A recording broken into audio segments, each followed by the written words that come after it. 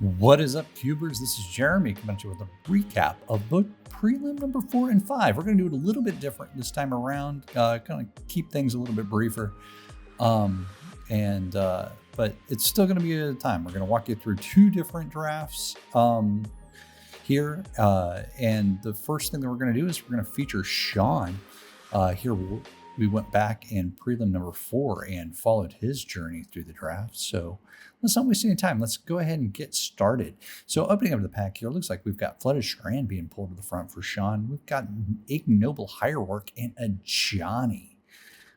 This is a super powerful 2-drop. If you've watched Vic and I's latest our video where we went through the most powerful cards in the cube, a Johnny was certainly up there with that as he comes down, makes an extra body, and has a nice. And Sean's going to give us a super close look to let us know that he picked a Johnny. That's terribly annoying, but I think it's the right pick. We did pass, I believe, a Fetch Land and Flooded Shrine, which would have been good too, but we're not going to pass up the cards that's going to help us win the game right away. And something that powerful with that low of a mana cost is something that's going to be super valuable for Sean going forward.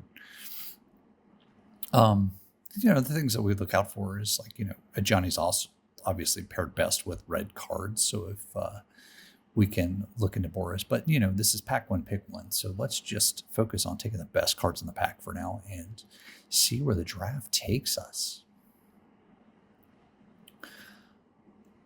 I say that Johnny's best paired with the red card because on that flip side, Johnny can do some serious direct damage if there is a red permanent on the board. I believe we saw that in earlier matchups when Ricky played with the Johnny and was able to flip that and able to animate Raging Ravine to give him that red permanent and so on. But here comes pack 2. It looks like we got Eska's Chariot, which is a reasonably powerful card, but probably not quite exactly what you want. And there's the One Ring. Holy smokes. I don't quite remember. Yes, Sean, we see the One Ring. Thanks. Our framing is fantastic. I don't remember who's sitting over there, but I can't imagine wanting to take any other card pack 1, pick 1 other than the One Ring, as we've discussed. It's just absolutely probably the biggest bomb that is in the cube. It's good when you're ahead. It's good when you're behind. It's good really at all phases of the game to give you the card advantage, that extra turn of protection, and everything that the ring does. So Sean's got to be ecstatic right now with his first 2 picks. We are passing some decent cards along the way, including that Cherry. But this is clear clear in a way the best card in the pack. So it's kind of a no-brainer in there, and I don't really think that there is anything that fully noteworthy to be clocked on the side. So here comes pack 3, and looks like we've got Guide of Souls, which is just would be a good pickup to keep along with mimicking the Boros energy deck as of late. But Sean is going to maybe favor the Bitter Triumph as his first removal spell. There's also Spara's Headquarters, which taps 4 white mana to cast a Johnny and can start to branch him out into some other colors as well. We've got the Sunblessed Cleric, but definitely on the weaker side. Delver of Secrets, probably not really something that we're looking to go with these first 2 picks, but it's still early enough that Sean should be taking the most powerful cards that he can. Let's see what he values here. We're still sitting on Bitter Triumph at the front of the pack, so maybe Sean is looking forward to or trying to get that first piece of removal. Shadow Spear was also a decent pickup if you wanted to do that. So looks like the Spara's Headquarters is now coming to the front as we're going to focus a little bit more on versatility and being able to branch out into those additional colors. So it looks like Sean's kind of getting deep in the tank here as to what could be a good plan. I think personally I might be on not the Sunless, because so he's going to take Bitter Triumph, and Yeah, I don't think that's necessarily a bad pickup here. It's always good to get your removal in early, but I think that I personally probably would have been on Guide of Souls. Okay, so here comes number 4 in, and it looks like Inquisition of Kozilek is brought to the front, which would pair well with his black cards. We do know that Sean does have the tendency to go toward like more of an Orzhov game plan, where he does like to clog up a board and get those token strategies going to kind of create these unassailable board states. And that could be what he's leaning toward at the moment, thinking that the One Ring is really going to bring out some ways to come over or to create some grindy matchups and kind of come over the top of that. But looks like Inquisition of Kozilek is staying at the front. He does have prime time. Looks like we have Basri in the front. Oh, and there is Marionette's Apprentice, which I just talked about those types of matchups, and I think this would be great for him. And here's Crux at the front, and it looks like he is going to take Inquisition of Kozilek, favoring that early interaction, and to be paired with that Bitter Triumph. So it looks like we are leaning more towards Orzhov with these first 2 picks, and then right there, that is a go for the throat. And it looks like we also have Infernal Grasp and Deathrite Shaman, but it looks like the decision point right here is between the go for the throat and Paulo Vitor Domitorosa's namesake card, the Elite Spellbinder. He's got to go for the throat up the front, so maybe Sean is thinking he's going to go for a little bit more board control, kind of a more reactive strategy, and hand disruption be paired with that Inquisition of Kozilek, as opposed to getting a little bit more physical, maybe a little bit more proactive what the Elite Spellbinder would give him in this situation. And yeah, that's exactly the route that Sean's looking to take here. So we are going to go with the go for the throat. So I think with that second removal spell locked in, and it's a good premium one as well, I think Sean could be ready to pivot more proactively. It looks like we're going to look at Chandra, Torch of Defiance, as a bit of the 4-drop. We have the Murderous Rider in for some more removal. So it looks like Sean definitely is favoring the board control more, with really a Johnny being the only super proactive card that we have picked up, and that's where we initially started. The Murderous Rider is going to come to the front of the pack, and that is going to be an additional removal spell for Sean if he does decide to go that route. Chandra would be a bit of a price to pay right now as a double red card. So typically, if we're looking to branch out into the color and we don't have any mana fixing right now, the double red is a big commitment, and it just could be a signal that but maybe Sean recognizes that this is the most powerful card in the pack, and he does want a red permanent to be paired with a Johnny, but Chandra's going to be kind of a big ask right now. And it looks like maybe here's a bit more of a pivot back to white as the Lingering Souls finds its way into Sean's hands. There is the Dalthi Voidwalker, which is also a very good 2-drop.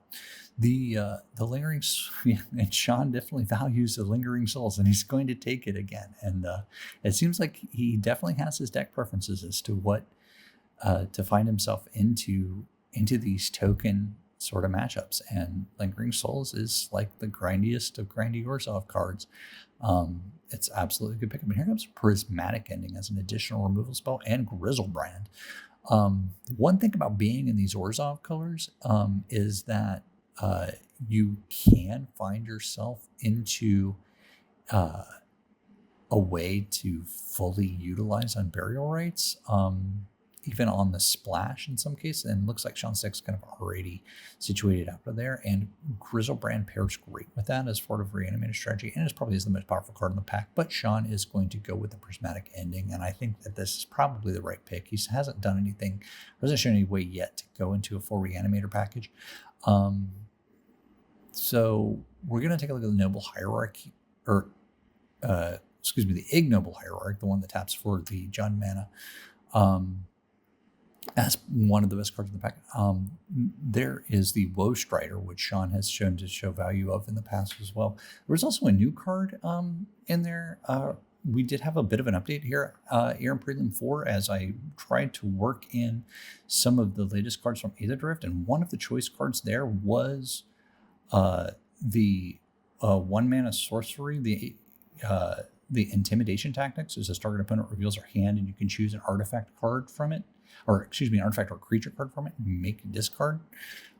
It's good. But another pack's going to find its way to Sean, and it's going to take the Escus Chariot. But back to the Intimidation Tactics, like that would have been a decent pair, I think, with the Inquisition of Kozilek and the board control situation that Sean was looking to establish early on. And it looks like we're going to maybe move to more of an Abzan strategy as Sean takes his second green card in a row and grabs the Thragtusk.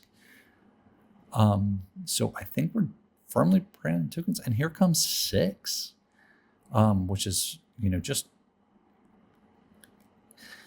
I don't want to say 6 is an undervalued card in the cube. It didn't make our list whenever Vic and I did the top 50, but I think that 6 actually is a great pickup. I mean, not only can it fix your mana on attack, it can fill your graveyard, and it can that passive ability of giving your permanents reach race is absolutely relevant into long grindy matchups like what Sean seems to be favoring here with his Abzan token strategy that he's put together in the draft.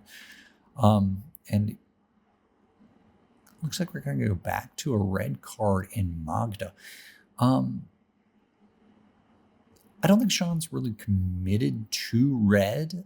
He only has the 2 red cards, and unfortunately, he has 0 fixing at this point. He couldn't find a shock or a fetch land, which I think the table is now coming around on as to how valuable that these fetch lands are. So they're not going to come easy. There's the Nantaco Shaman, which is got more land strategies that could go well with 6. Oh, and this was a great pickup in that the Golgari card. Bear with me just a moment. The name is escaping me for the time being. It is a Witherbloom command. Yeah, there was a Witherbloom command. I knew it was a modal sorcery, but it can be a removal spell in taking out a little creature like a Ragavan if you're on the play, or it can also just destroy non-creatures, non-permanents with a mana value 2 or less. But let's get right rolling into pack 2 here. Looks like we got Galvanic Blast, we got Toxic Deluge, Solitude, which is a great pickup for Sean, and then probably cement him into white. Oh, there's Tameo and Grief. Holy cow, what a pack 2 for Sean. Man, he's got some decisions to make. It's going to be between Solitude, Grief. He can't really go blue at this moment in time. Maybe Toxic Deluge might be other things, but this is I agree wholeheartedly with Sean. I don't think that this was a big decision for him, and he takes Solitude right away. It's definitely the most powerful card in this pack, and is going to be the best card for Sean out of the ones that he had to do. So looking here at the next pack that's coming around, looks like he's got Urtai. He's got the Luminarch Aspirant, which is good. He's got Bob, which would be a great card generating pickup for him too. He doesn't have the life gain to kind of come back from Bob, and he does have the One Ring as well. He's got the card that does a better job that Bob would do, but I think it could absolutely be. Yeah, this could be a good Bob deck. Like he doesn't want to hit Solitude. And Solitude's going to want to make a deck, but or he wouldn't want to hit Escus Chariot either. But if he can keep his curve low, yeah, I think Bob could be a reasonable pickup for him. And he wouldn't want to hit Thragtusk either, but Thragtusk can bring the life back from the One Ring and from the Bob hits as well. Or he could go with the Luminarch Aspirant there, but the Temple Garden would be his first piece of fixing, and that could be a very good discipline pick for him. And one of those 3. So this is a legitimately hard pickup for him. There's Bristly Bill as well, but he should be able to move back, and he is going. Well, he's thinking real hard. Okay, the Luminarch Aspirant is definitely more of an aggro card, and he does not have an aggro deck at the moment, but it can help him win the game. So maybe he's feeling a little bit lost in the fun. There's a Zakoth Triome. That would be a decent pickup for me. That's another new card of the cube. Oh, and there's the Overlord. The green Overlord would definitely be a good step forward where he could be predominantly green and then use the everywhere tokens to help fix his mana as well. The Zakoth Triome is, I mentioned earlier we added some new cards to the cube and sub things out as well. That is a Salt Island. It taps for green, black, and blue, which is 2 of his 3 colors at the moment. But Sean's actually going to go with Lauren of the Third Path. That was a surprise pick for me. I didn't watch this his draft the whole time around. Oh, there is a Polluted Delta and a Marsh Flats. Marsh Flats is a huge pickup here for Sean, as he's dying for some mana fixing here, having passed that overlay. Yeah, he takes Marsh Flats as a snap pick. That is a breath of fresh air, and he's going to be happy to see that one. I'm again thinking back to Lauren in the Third Path. I'm not sure what Sean said that. There's Infernic Catacombs, man.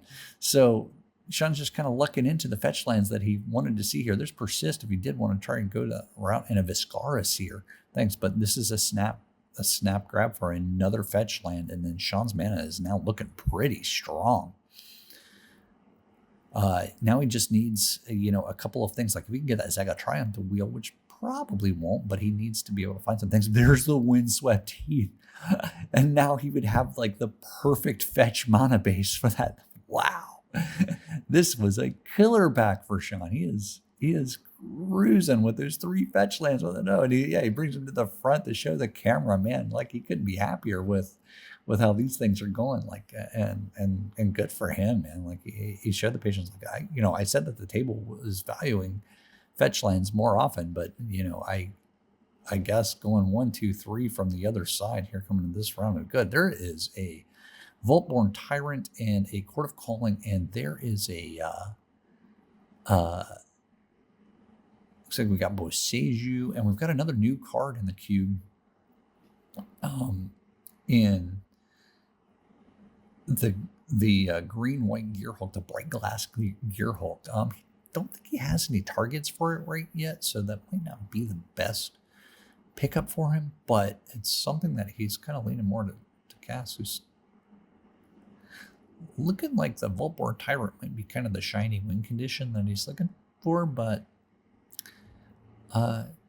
it does make tokens. Like it would be amazing if he could get the Vaultborn Tyrant down and then live the dream and then make another copy of the Vaultborn Tyrant token off of the Esca's Chariot.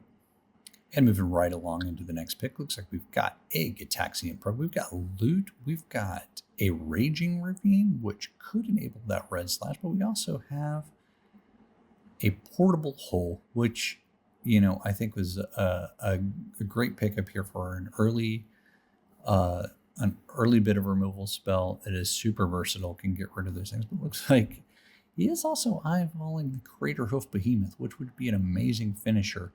John doesn't have any ramp in his deck right now, so it would kind of be alone hanging out at the top of the curve.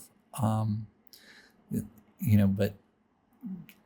with his token strategy that he's got going in, Crater Hoof will end games if he can generate enough tokens, get up to that critical mana point. But he is going to have in this deck, he's grinding to that, and maybe he's thinking that. So, I mentioned earlier that he could potentially find his way into a bit of Reanimator if he can get on a Burial Rites, and just like the old standard deck from when Crater Hoof was in it back in those days, you could reanimate it with Burial Rites and then with Lingering Souls on the battlefield, and then that's just enough to win outright as those things get big and the flyers come down after that. But you Sean needs to find a way to get Hoof in the yard.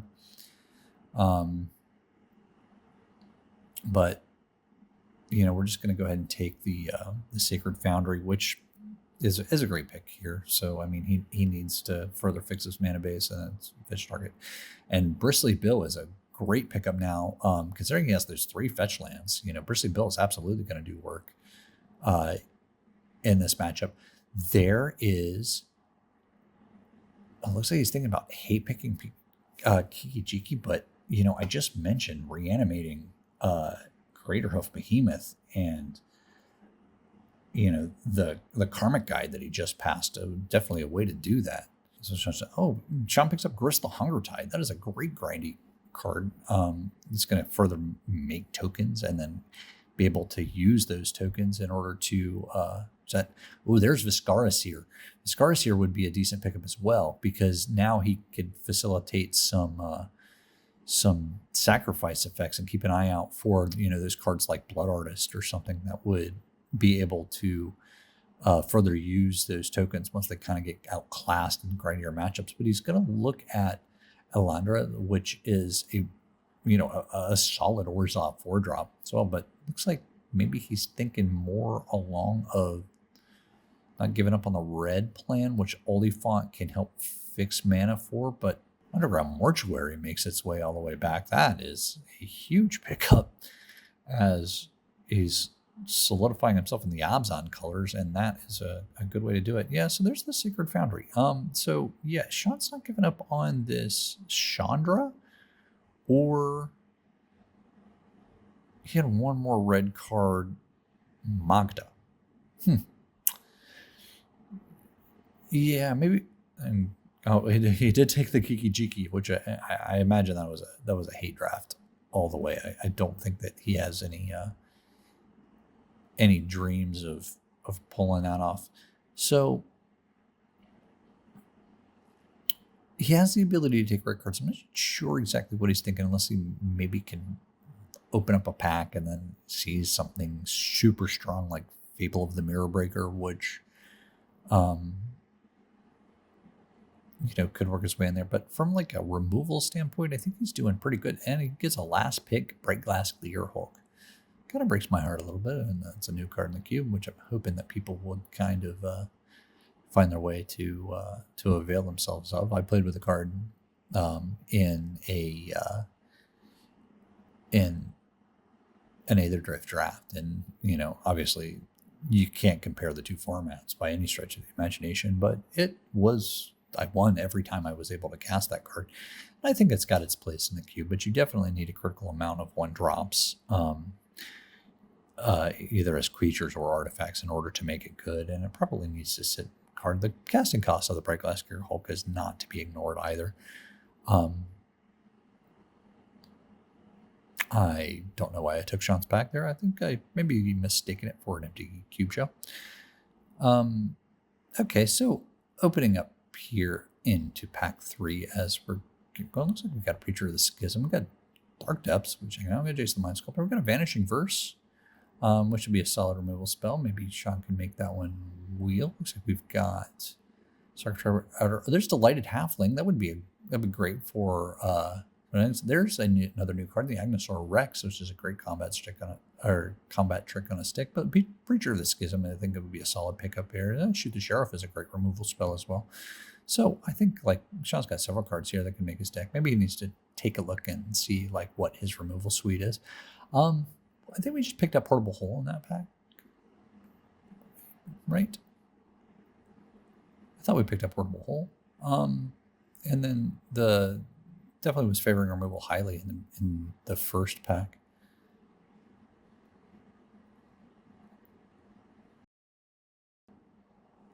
Yeah. So Preacher of the Schism's going to come front, and I think that may be the card that he may want. But Delighted Halfling's mana acceleration probably shouldn't be ignored in this setup either. So I think that'd be good. But maybe we're thinking along the lines of Curve at the moment, and thinking about Sean's mid-range strategy. It looks like we've got Lingering Souls probably at the 3 spot. We have Lorna the Third Path, which you took early on too, which seems to be a card that's going to pay. We're not going to take Preacher of the Schism. He I can see where that could be the case. There is Skull Clamp. Wow, holy cow, what a pickup! He was past the One Ring on this side, and he was also past Skull Clamp. Well, there's a Psychic Frog as well, but I don't think that he could find his way into the Psychic Frog. He does his eyeballing Overlord of the Mistmores. I can't imagine that card making its way around. That is a great top end finisher for that, but Skull Clamp is huge right here, as he has that Lingering Souls, and now he's got something really powerful to do with those tokens, which is draw more cards. Wow, what a pickup. There is the Black-White Mainland. There's a Thoughtseize, so this is another good pickup, and an Oviomancer, which would fill out that 3 spot, which might be filling us a little light. Reprieve is a good tempo play as well, but Thoughtseize is a clear a clear winner on this one. He's got the Inquisition and he's got the Thoughtseize, so Sean is definitely looking to go for his, kind of grindy mid-range strategy, but he's got significant disruption to do it.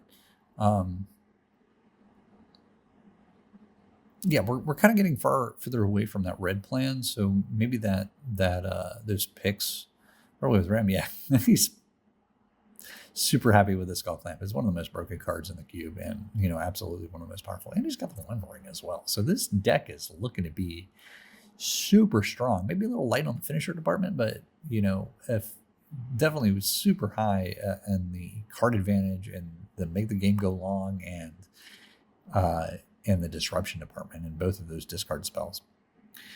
So Sean's gonna have some interesting cuts to take.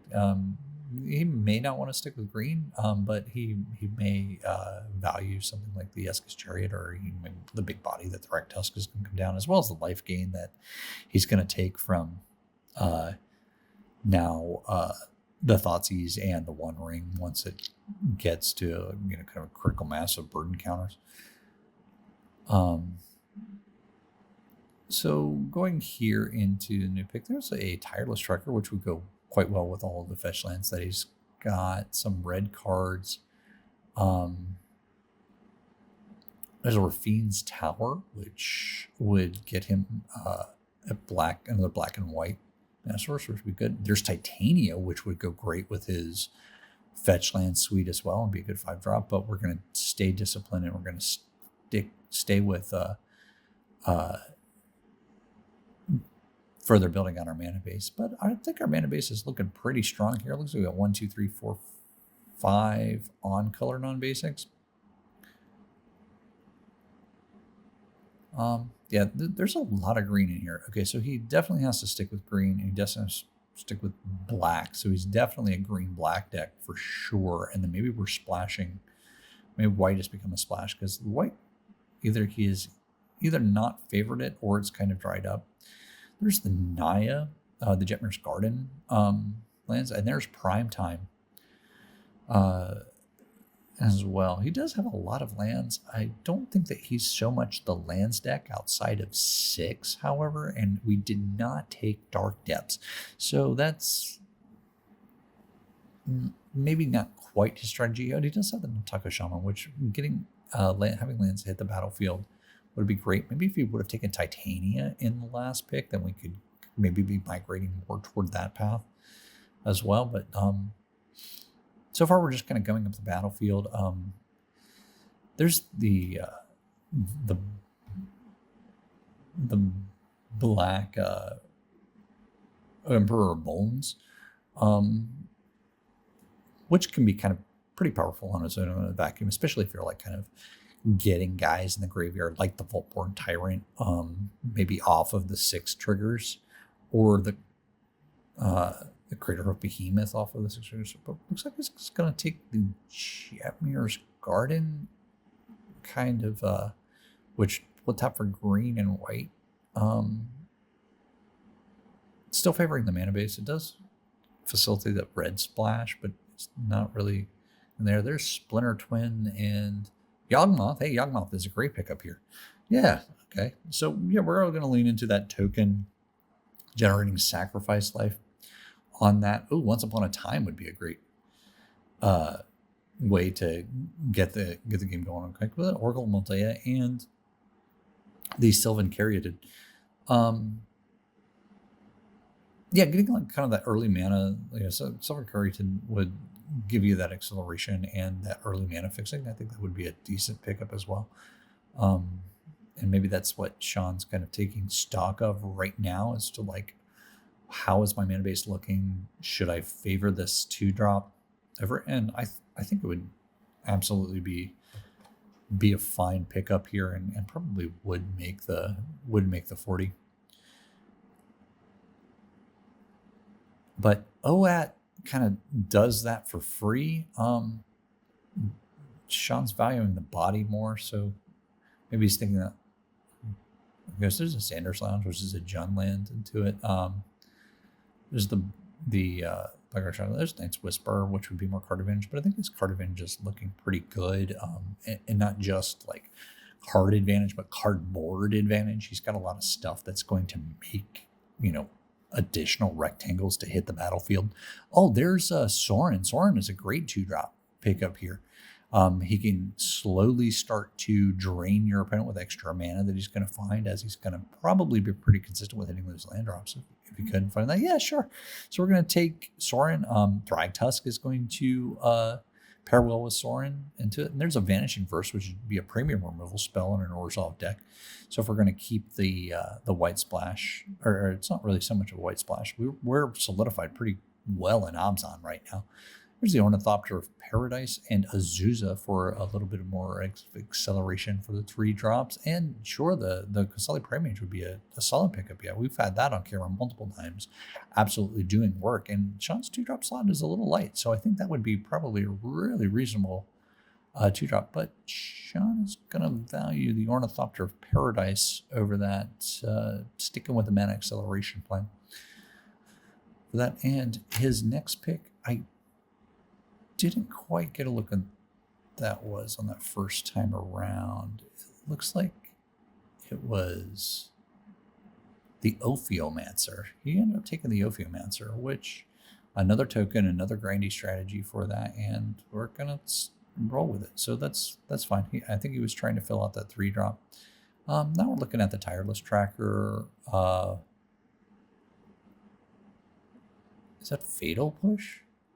No, it is not Fatal Push. It is the Fiery Islet. So we're going to take the Tireless Tracker here. It goes great with the fetch lands. It's going to make the clue token so he can maintain his card advantage. We've got Primetime, the Emperor of Bones, come back around, and Steam Vents. Looks like no one's playing blue-red. And it's going to take Aggressive Triplets as like the next to last pick. So yeah, this looks like a really strong deck. I mean, we didn't have like the same bangers that come across as we had in the past, but we've got the Skull Clamp, we've got the One Ring, and we had a Johnny in the first pick. Let's take a look and see what Sean has managed to piece together. So yeah, here's Sean's deck. Looks like we have Solitude and Thragtusk at the top end, and Eska's Chariot and Yawgmoth coming down on the 4 or 5. So like we're going to be making tokens. We got the Ornithopter Paradise for acceleration, Bristly Bill, a Johnny. Looks like the Luminarch Aspirant didn't make the deck, as well as the Sylvian Caryatid. And the 3-drop spot, we have several.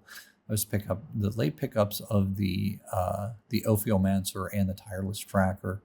We saw the Preacher of the Schism as well, and of course the Lingering Souls did make the deck too. The Gristle Hunger Tide, Bitter Triumph, Vanishing Verse, and Go for the Throat all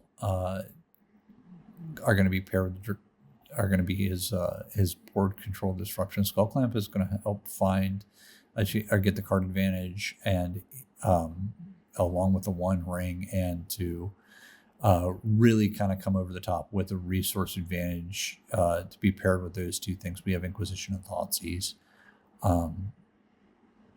So yeah, and Prismatic Ending as well to round out the board control. So yeah, Sean's going to clog up the board, and he's going to try, and I'm going to guess just kind of overwhelm his opponents here with a very go wide strategy. And then when he can't go wide enough, he's going to look for some these different sets of removal in order to close out the games. So let's jump in and let's see how this deck is going to match up against a couple of different opponents.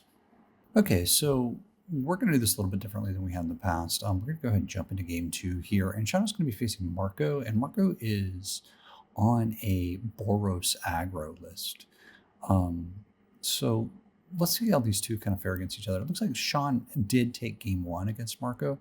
The game was, more or less as you would expect. Sean was able to establish a heavy board presence before Marco could kind of turn the corner and go fast with his aggro deck. But Sean's going to lead us off with a Surveil land.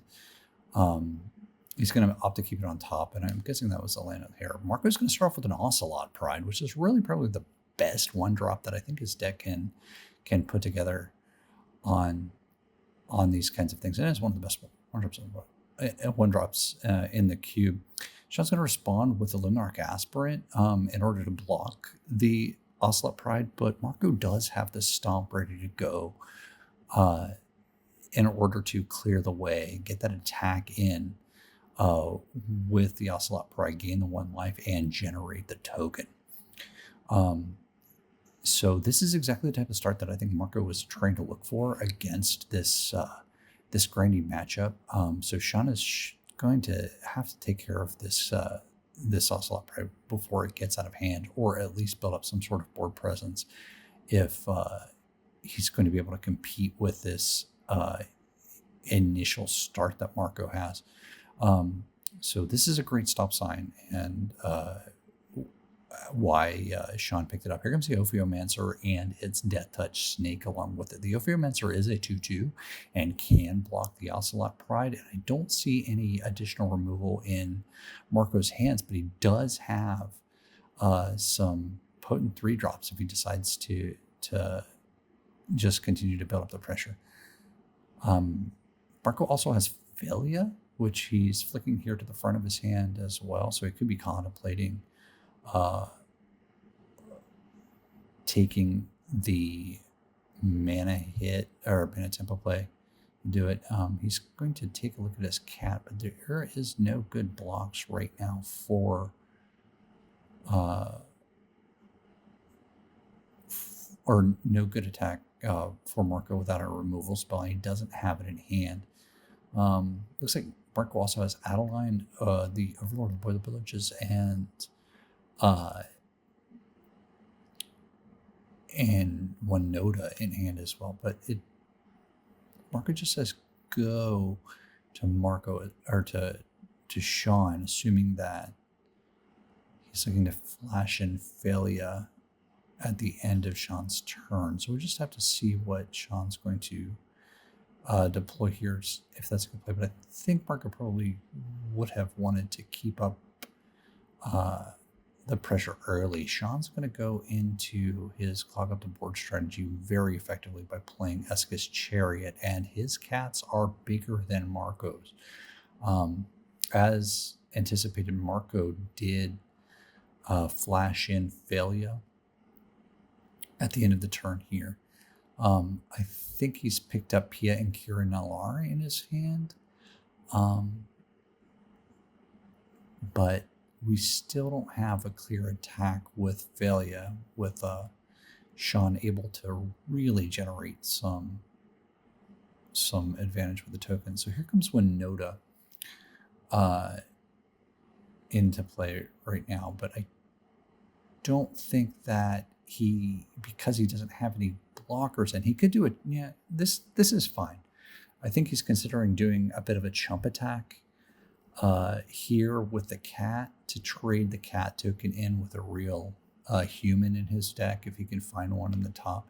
He's considering attacking with Philia, but I don't think that would be a good move as it would the very end. So yeah, so here I like this attack. This is fine.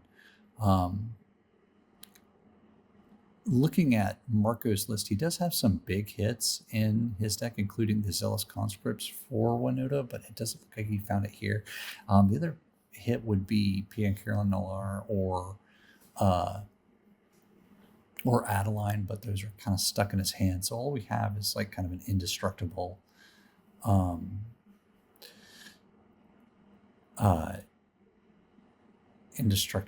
Monastery Swift Spear, which just is a 1/1.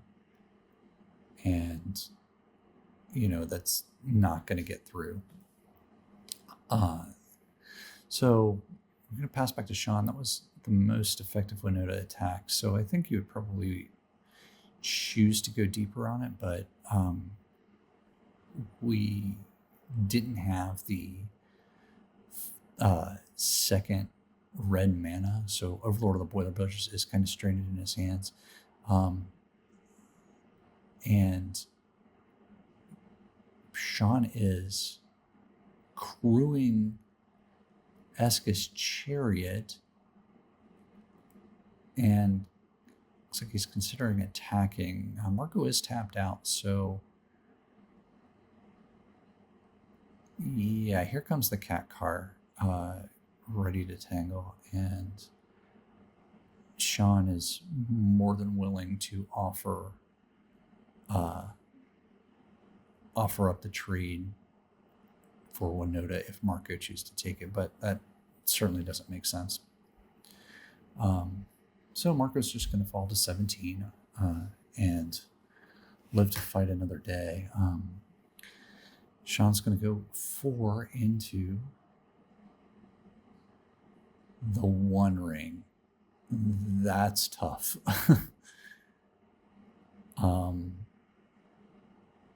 Yikes. Okay, so that's probably the last card that Marco wanted to see off of Sean's deck. So Sean's going to take it up to 1 and draw a card.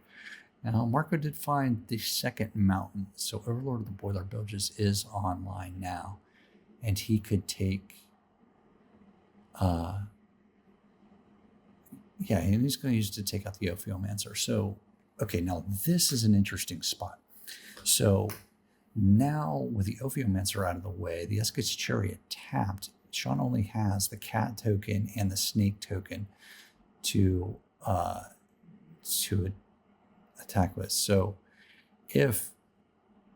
but Sean does have One Ring protection up, so now might not be the best time for the strike, but with Failure able to blink the Overlord, Marco can kind of establish, a problem for the board state anyway. Of course, we know that Sean has a ton of removal in his deck in order to take out the Overlord. This is game 2, so Sean also could have sideboarded in Lauren of the Third Path, which would also be able to take out the Overlord on ATB. But here in the combat phase, Sean is going to crew the Eska's Chariot, and Marco is willing to trade off Winota here. I'm not sure what changed between now and before, and when Sean was willing to or offer that trade before, but now I think that maybe Marco thought that the cats were getting kind of untenable at the moment. So Grist the Hunger Tide is going to come down, sacrifice the snake, and deal with the Failure. And Marco's board is looking kind of small compared to those things. And here Sean is going to follow up with Lingering Souls. So now we've got some problems in the air as well. Yeah, I don't know. I think that Marco might have been able to kind of attack into the One Ring protection and blink Overlord, but maybe that wouldn't have been the best scenario because it would have thrown Failure away anyway, and then Grist would have taken out the Overlord on the following turn. At least P and Karen Alar can come down now, and the Thopters can match up to the Spirits, but the Spirits can more spirits can be made out of the graveyard. So it just seems like Sean's deck is doing exactly what it was designed to do, and that is generate an insurmountable amount of value for an aggro deck. Being Carolyn Noir can take out, these tokens or whatever Marco seems to think is the bigger threat. But, as we are in game 2 here, like the first match was super grindy, and this match is also super grindy. That dice in the center means that the round is at time. So there's not, I think like if there's any kind of fault in Sean's deck, it's just really good at clogging up the board, but being able to push through that last bit of damage is a bit challenging whenever he can go kind of round to round from a from a board state position. But we really kind of need to get over that. We can't just gain life and draw cards and that. We've got, if we're going wide, we have to be able to find a clear path. And you either do that by going wide faster than what your opponent can, going bigger than what your opponent can, and that's with mana acceleration, typically earlier, but you can't really get there, and we just kind of wind up with these grind fests of games. But you can see the card advantage that Sean has accumulated in his hand, and if we had kind of infinite time to play this, Sean's deck will inevitably win. But you've got to play fast when you're piloting something like this, and then you've got to kind of find those little opportunities into profitable attack patterns. And that's exactly what we have here in this turn, as here comes in the spirit tokens and all 4 cats, and there's just not enough life left on Marco's side of the battlefield if he's going to try and push for a draw, which he almost has to do, as Sean's life is just too high at this moment. And then we've got that Overlord kind of ticking down, but a little too slow, and Marco's going to end up taking some damage here. I believe he takes 6, and he's going to fall to 11. This is Sean's turn 1, so Marco would get turn 2, Sean would get turn 3, Marco would get turn 4, and then Sean would get turn 5. So Sean actually has the clock advantage at this point as well.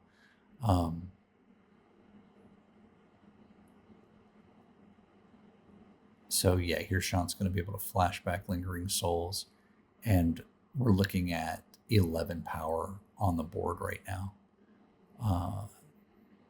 In Marco's hand, looks like we've got a Goblin Guide, and we have Adeline, and 1, 2, 3, 4, 5, 6. Yeah, here's the handshake. Marco knows that it's over, that he's not going to be able to outpay Sean with the 1 ring and the value that Grist is going to generate on top of it all. And that's how Sean's deck wins.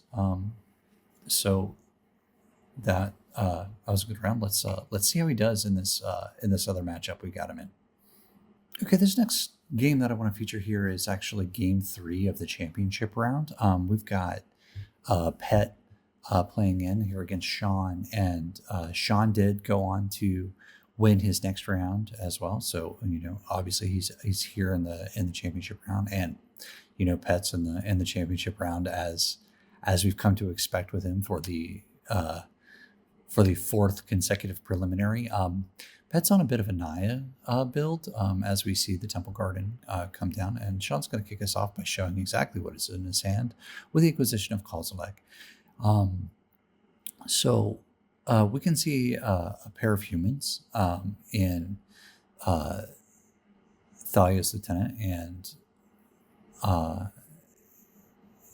and bear with me just one moment. the Corporal Vanguard. That's the card. That's the name that I couldn't find here. But Sean obviously is going to take Fable with the Mirror Breaker, and Corporal Vanguard is going to hit the floor. The Corporal Vanguard is going to give each other human +1/+0, and it has ward 1. And here comes down Thalia's Lieutenant, as we also saw in Pet's hand. Pet's playing with his hand open face over there. We can see he's got the gemstone caverns and the Stone Coil Serpent, which is a fairly powerful card. It's very, very flexible. You can play it early, you can play it late. The protection from multicolored is nothing. But Sean's going to actually show a little ramp in his Sword Carry Tit on his turn 2 so that he can lead to a turn 3 Escus Chariot. Now, this was definitely probably the card of the match that we saw Sean play against Marco. And it's going to be very similar in this situation, as Pet is trying to go fast and go a bit more aggro. But Escus Chariot just kind of acts as a big stop sign, as it does an amazing job of clogging up the board, which is really central to Sean's game plan. Now with the Hero of Bladehold coming down for Pet on turn 4, it does make for some tough attacks for Sean. But, as Pet is the aggro deck, he's not going to mess around. He's going to go ahead and take the damage from the Chariot. And that's probably the last card that Pet wants to see on his side of the battlefield, being an aggro player, as Thragtusk comes down to hit, or one of the last cards, I should say. I'm sure he wouldn't be thrilled to see the One Ring in this spot either. But Thragtusk is going to come down. It's going to gain Sean that life. Pet's going to have, as I mentioned, Pet took the hit from the cat car, and he got to make the token. Pet's not messing around, though. He's going to use his combat step to get the Hero of Bladehold cooking with its Battlecry trigger to make the tokens on his side. Now, unfortunately, the tokens that the hero makes are not humans. They're just generic soldier tokens, which isn't exactly what that's. So now looks like the Thragtusk is going to happily jump in front of the hero here to trade off with that and leave Sean with the beast token, having it to work. And Sean's also opting to trade a cat with Thalia's Lieutenant. And here comes a big snake, a big artifact snake that will outclass the cat car. But Pet's battlefield, aside from that, is looking a little meager. And yeah, with only one card left, Sean's going to take a look, and he's going to Thoughtseize and see that it's just a land. So with Pet in top deck mode, he's in a bit of trouble in this spot, as Sean is able to maintain pressure by playing a Tireless Tracker and a land after that to make it close. So the card advantage engine is kind of coming, but with that snake acting as a stop sign, it's not going to be, there's no lane open to pressure Petch's life total. That's going to top deck Karn, and this is probably one of the better top decks that Petch could go, but Karn's Scion of Urza is going to +1 to try and give Pet a little bit more options. But, the construct situation is something that Karn can help out with as well, to help keep pace with Sean's token generation, or at least attempt to. The +1 is going to put gives your opponent options. You reveal the top 2 cards of your library. Your opponent can choose to put one into your hand, and the other one goes underneath Karn is being exiled, as representing having a silver counter on it with Karn. So Pet can -1 Karn to put that Thalia into his hand. But Pet's probably looking for maybe a little bit more firepower on this, something else that can back up the Stone Coil Serpent. But the 2/2 cats would will be outclassed by Thalia. But this is good here. So Sean was able to find the Luminarch Aspirant, and then he uses that to put a +1/+1 counter on the crude Escus Chariot, so that he can now offer the trade to Pet with the Stonecoil Serpent. Pet accepts the trade, but Sean does get to copy the Beast token that was left over from Thragtusk with the Escus Chariot ability, which is absolutely a profitable exchange for Sean here. But now it's time to start making some constructs, as Pet was able to find Urza's Saga off the top of the library. And now we have a bit of a clogged battlefield kind of situation again, as the construct is quite small at the moment. It's just a 1/1, but the constructs that are being made off of Urza's Saga kind of incrementally start to grow bigger. So it looks like that we can start making 2 constructs a turn off of both Karn, the Planeswalker that he's got, and then Urza's Saga on top of that. So the constructs will eventually outclass Sean's token. So if he's going to make a move, I think kind of now is the time. He has to get rid of Karn. Otherwise, this tag team of Urza's Saga and Karn Sign of Urza is going to cause a real problem with Sean. The other problem here is that Sean's at 11. So there is a bit of a problem with crackback math, but we don't really know what the last card in Pet's hand is. So we have some issue here. Looks like we got a... Yeah, okay, so, I think Sean sees the problem that I outlined with Karn versus Urza's Saga, and he is going to elect to Alpha Strike now. Each of these tokens outclasses everything that Pet has, so Sean's not really afraid of things as is, but it looks like the Copperco Vanguard will trade with the Luminarch Aspirant, which is also going to hand, and Sean's going to follow up with an Ophiomancer. Okay, so protection achieved, and we've also had the Sylvan Caryatid hanging back and that Ornithopter of Paradise. So Pet is not likely going to be able to put together any sort of Alpha Strike to come back with.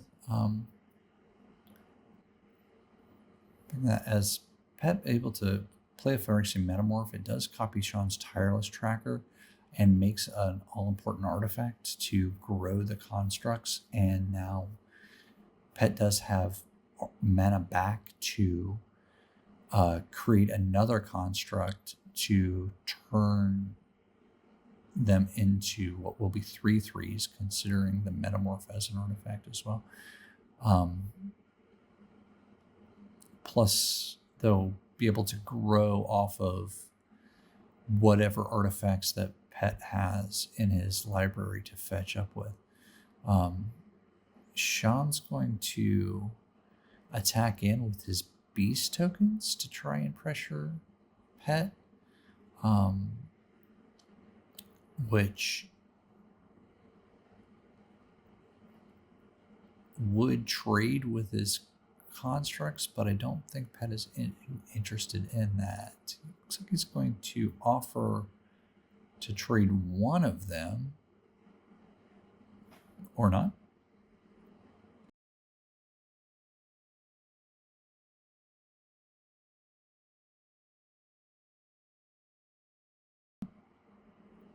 But he is offering to trade his Copperco Vanguard. Yeah, so he's going to do that. He's going to take 3. And I think,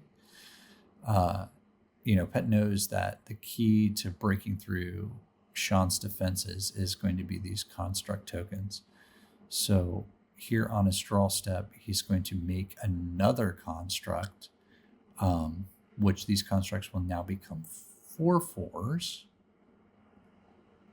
And the artifact that he's going to pull will turn them into 5/5s.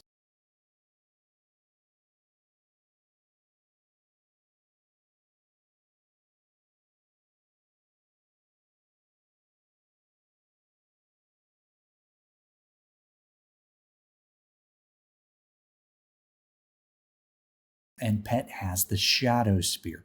So this is exactly what Pet's going to need to stay in this game, is these 5/5 constructs to be given trample and lifelink, to, obviously keep his life total high and be able to pressure Sean, who's now at 11. But, that Shadow Spear can only attach itself to one construct at a time. You can't pass it back and forth in mid-combat. And Sean has a significant board to get through, including the Ophiomancer, which is going to make Death Touchers all along the way. Now, it's not going to be a good, chump blocker. Not as effective with the Shadow Spear on the battlefield, but there's a lot of power and toughness to get through. Sean also played a Johnny the previous turn. So anytime any one of these cats is able to jump in front of the construct, it's going to, it's going to flip a Johnny. And then we're going to have some inevitability on Sean's side of the board as well. So here, the Ophiomancer snake is likely to jump in front here. But it looks like that's going to be it. So Sean's going to take 5 damage from it, from the 6/6 token, and fall to 6. No cat attack into it to flip a Johnny yet. I think I probably would have thrown a cat at it just to get it dead, so that I could start to work on it. Work on a Johnny, but Sean's thinking differently. Maybe he thinks he has more time. He's also in top deck mode himself, so there wasn't anything to kind of push that up. Pet's going to follow up with a Ignoble Hierarch, and he also has Luris in his hand and one other card. The Luris is interesting. That's going to be able to keep all of those humans that Pet had in the beginning to come back. I know he had like he had the lieutenant, and he had the same card I could come up for, the Cover Group Vanguard. Okay, so but we're actually going to go with the Stone Coil Serpent.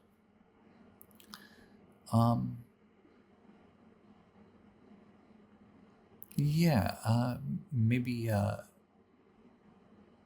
the reach on the Pet's thinking that the reach on the Stone Coil Serpent would be familiar. The other cards, the Cover Group Vanguard and the Thalius Lieutenant, probably wouldn't be the most impactful at the moment because they weren't able to, or they wouldn't be able to put counters on those other tokens. They're just warrior tokens. They're not humans, despite how they read. I think we're just double checking right here the ruling on Luris as to what he can do with the Stone Coil Serpent. Looks like Pet already put 2 counters on it, which is exactly right. So everyone's kind of taking their time here watching the last game of the championship round of this preliminary. Off camera, there actually is a crowd of people to tune into this last game, but we're playing it as is. As Luris is going to read that you can return a permanent with a mana value 2 or less from your graveyard to the battlefield once its turn, and the Stone Coil Serpent has a mana value of X. So there is just the Pet can only pay 2 to bring it into play, and that's exactly what happens. So now Sean is going to get a pair of cats in to block this next construct to make sure that there is no additional damage taken on his side of the battlefield. And with the cat dying, we are going to get a Johnny to flip. And I believe this is going to be the path that Sean needs in order to turn the tide. If we can get a dice here on a Johnny, we should momentarily. I believe it's going to start with 3 loyalty. Yeah, it's going to start with 3 loyalty. And yeah, Pet's got the die. Thank you, Pet.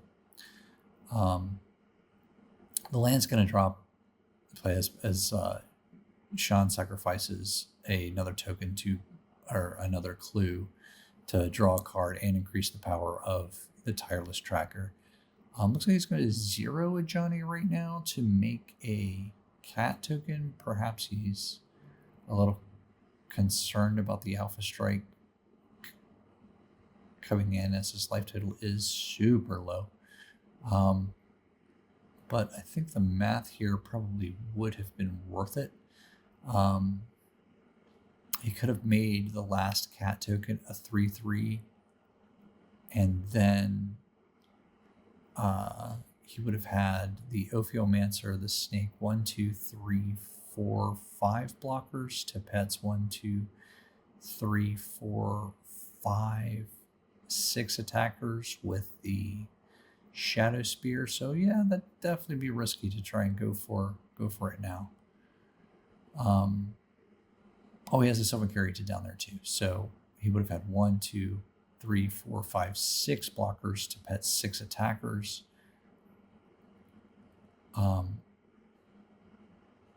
But he does have the Vanishing Verse in hand. So that's huge, because that would actually... So the Vanishing Verse takes care of the Metamorph, and that would bring down the power and toughness of the last construct. So the construct is a 1, 2, 3, 3, will be a 4, 4 with it. And then, yeah, Sean would have been in the clear. Ooh, okay, so this may have been a missed opportunity in order to tick up a Johnny. The Anointed Peacekeeper is going to see the swamp in his hand. And yeah, Pet's clocking a Johnny as well. I'm thinking he may need to get that off the board if he's going to finish that. Because if Sean can go for a Johnny's ultimate, then that would pretty much wrap up the game. I mean, Pet would have to probably sacrifice everything but maybe a construct or the Shadow Spear and leave up Loris, but that would give Sean enough time, I think, to kind of turn the corner. He doesn't have a great value engine on the board yet, but he does have a big beater in the Tireless Tracker to kind of slow down, and he would be left with the Johnny after the ultimate to start making additional cat tokens and having them grow bigger. So he does have an engine, and we do know that Sean has things like the One Ring in his deck and Lingering Souls, which are going to get multiple pieces of value off of single cards.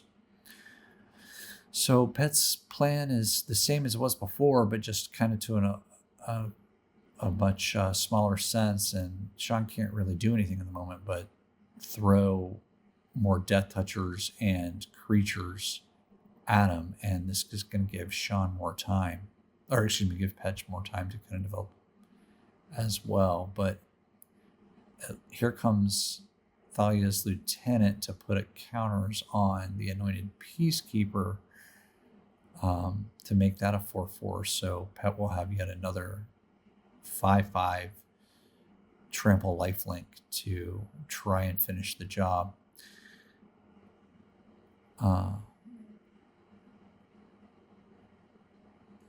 So Sean's going to try and assess the board and try to see any way that he can come in. But here comes Bristly Bill, and Sean's going to make another cat token. I can't say that I agree with this line that Sean's got now. I think Pet's board is under control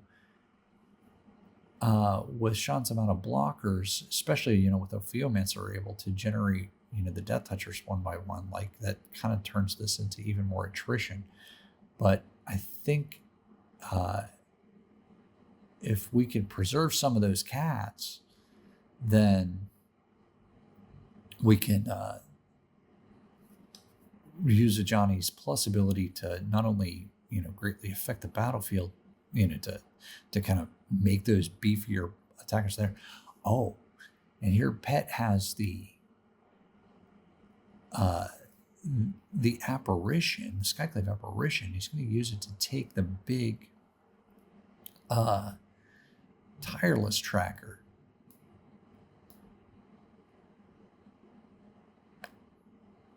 Which is interesting here too. So that is going to shrink the team down a little bit. But aside from the Anointed Peacekeeper, Pet doesn't have a whole lot of a board either.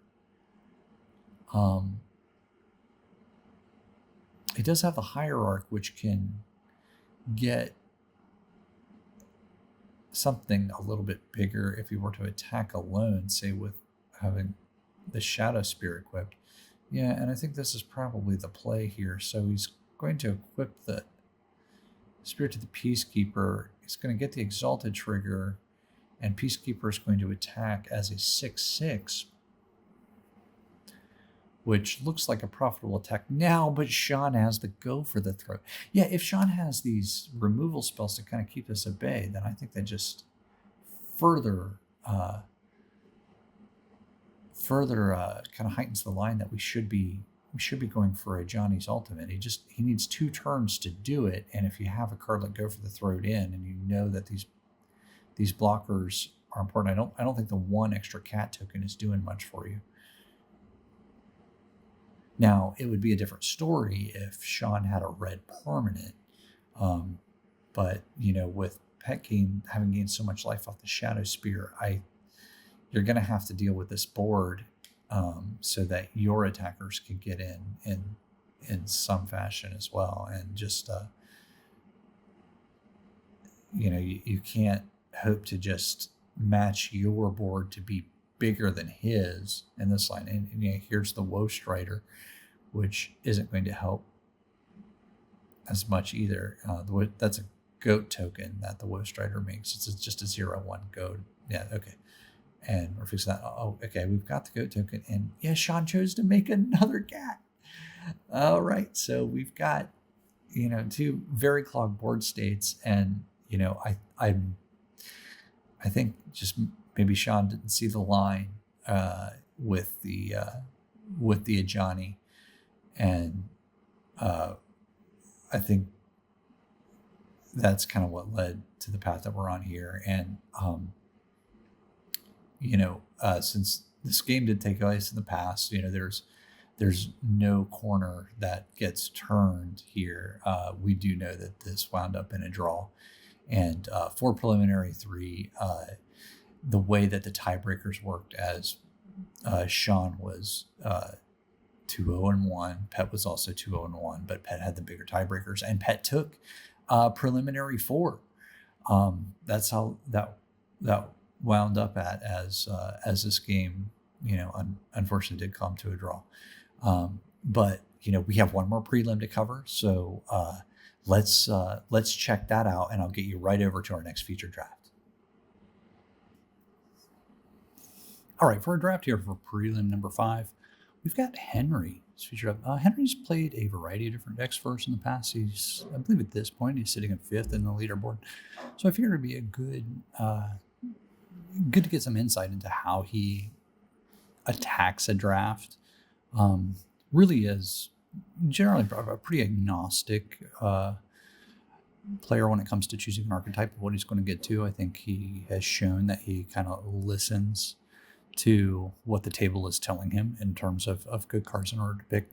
So here in our pack 1, pick 1, it looks like we've got a Blood Crypt, the Shockland. We've got a Unholy Heat. We've got Flage. Oh, and there's a Misty Rainforest there in the back of the pack as well. So, we, from our discussion about fetch lands, we know that this is a good pick. Umezawa's Jite is actually a really strong card too.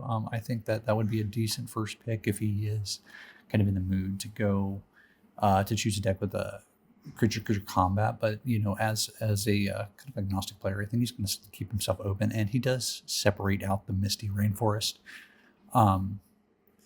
ahead of all of these other cards. But taking a minute to clock what's in. It's like this pack is extremely diverse from a different archetype standpoint, which is not, it is typically common whenever you open up a cube. There's so many different avenues that you can go to off your first pick, and just clocking the cards that could come back around could lead you into letting you know like exactly what could possibly be open for the rest of the draft. So definitely going to take stock on that. And we really had a number of choices to go down for with that first pack. And here in the second pack in a row, so we got Chrome Mox. There's a Prismatic Vista if you wanted to stay open on it. Ooh, but there is Fury. Yeah, I think Fury is 100% the strongest card in the pack. Chrome Mox is quite good too, and that kind of would lead you to stay open a bit longer. So Henry's got a choice here. There's Prismatic Vista, which is also an opportunity to stay open as well. And I think that's kind of where Henry is sticking at right now. Is like, I'm going to stay open for as long as I can. There he separates Fury out. So he's definitely locked in on the most powerful cards in the pack. Now it's just kind of a matter of choice as to whether he's going to try and stay open or really take a different direction and solidifying himself into a color with Fury. I think my pick would have been is Fury in this situation. I think it's just too powerful of a card to pass up. But Henry's going to choose the Chrome Mox, and I can completely understand why. It is an extremely powerful effect once that you can get it on the board, as we've seen multiple times in these recap videos. But it also allows them to not really make any sort of commitment in any particular direction one way or the other. Here we got Jason the Mind Sculptor in the front here in the third pack. And not a whole lot else going on. Looks like we have Inti if we wanted to go a bit more aggressive. Inti is a reasonably strong card. We've got another Goyf Bitter Blossom, Muldrifter, and Brotherhood's End, which can be a bit more of a situational card. So Henry's going to value the Jace the Mind Sculptor. He does have that Misty Rainforest and the Chrome Mox, and the Jace can come back and get you additional value. Ooh, there's a Thoughtseize. Thoughtseize is a great pick for that. But there's Uro as well as Mana Leak. Yeah, this pack's pretty juiced. I think Thoughtseize is probably the strongest card or pick here that he could think of too. But we've got to start thinking what pairs with Jace, and Henry's going to favor the counter magic.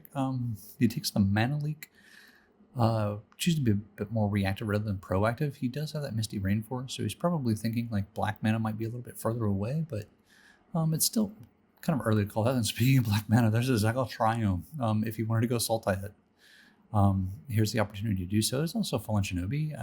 We've got a Sarah Paragon, Life from the Loam, and Grim Lavamancer.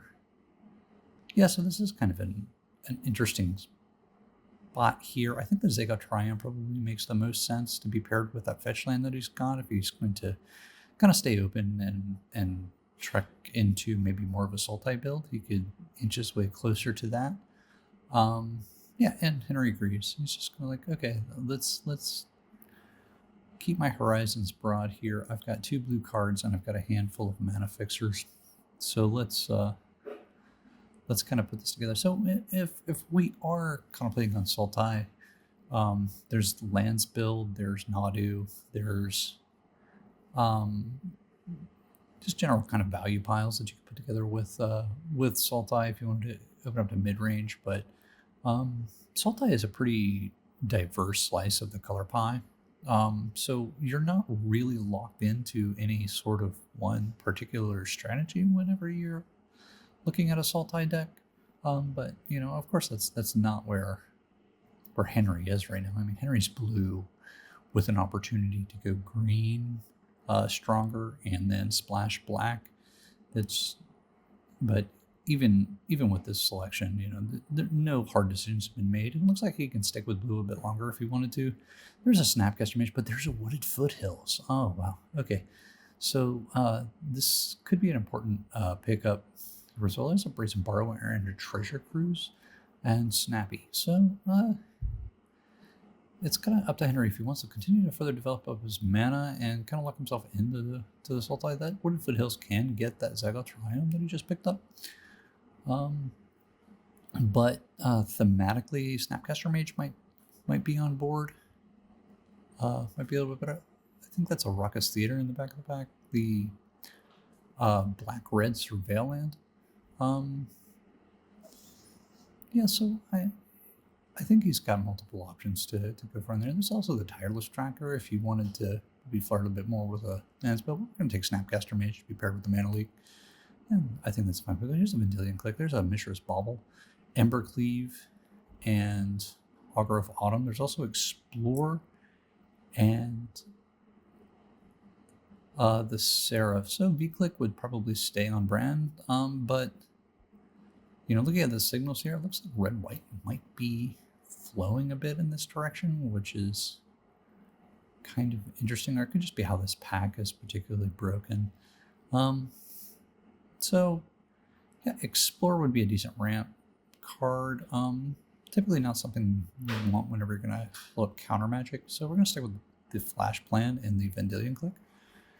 So we are leaning more of a control strategy with kind of a green-black splash if needed, but we're definitely locked into blue. These type of effects are typically paired with white in the cube. The blue-white control deck is very powerful, as we saw Pet pilot very well in Prelim number 2, I believe. Okay, here in the next pack, looks like we've got loot. If you want to branch out on the Teamer, and for black, we have Intimidation Tactics and Collective Brutality. We also have Yorion, but we're kind of far from Blink. We do have a Snapcaster that we can blink in with Yorion. So yeah, this isn't the strongest pack, but we're going to take the Intimidation Tactics, which I think is a fine pickup here. So we have Chthonian Nightmare as well. So yeah, we just got some decisions. It's definitely between Yorion and Intimidation Tactics. Yorion would be a fine finisher in a control build. There are some creatures worth blinking in green and black as well. So we're going to stick with Intimidation Tactics, which I think would be a fine turn 1 play in a Sultai or Dimir splash green build.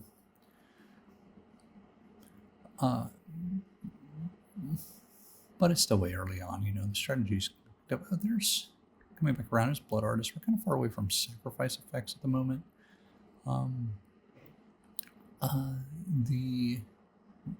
There's the Blood Crypt to kind of branch out.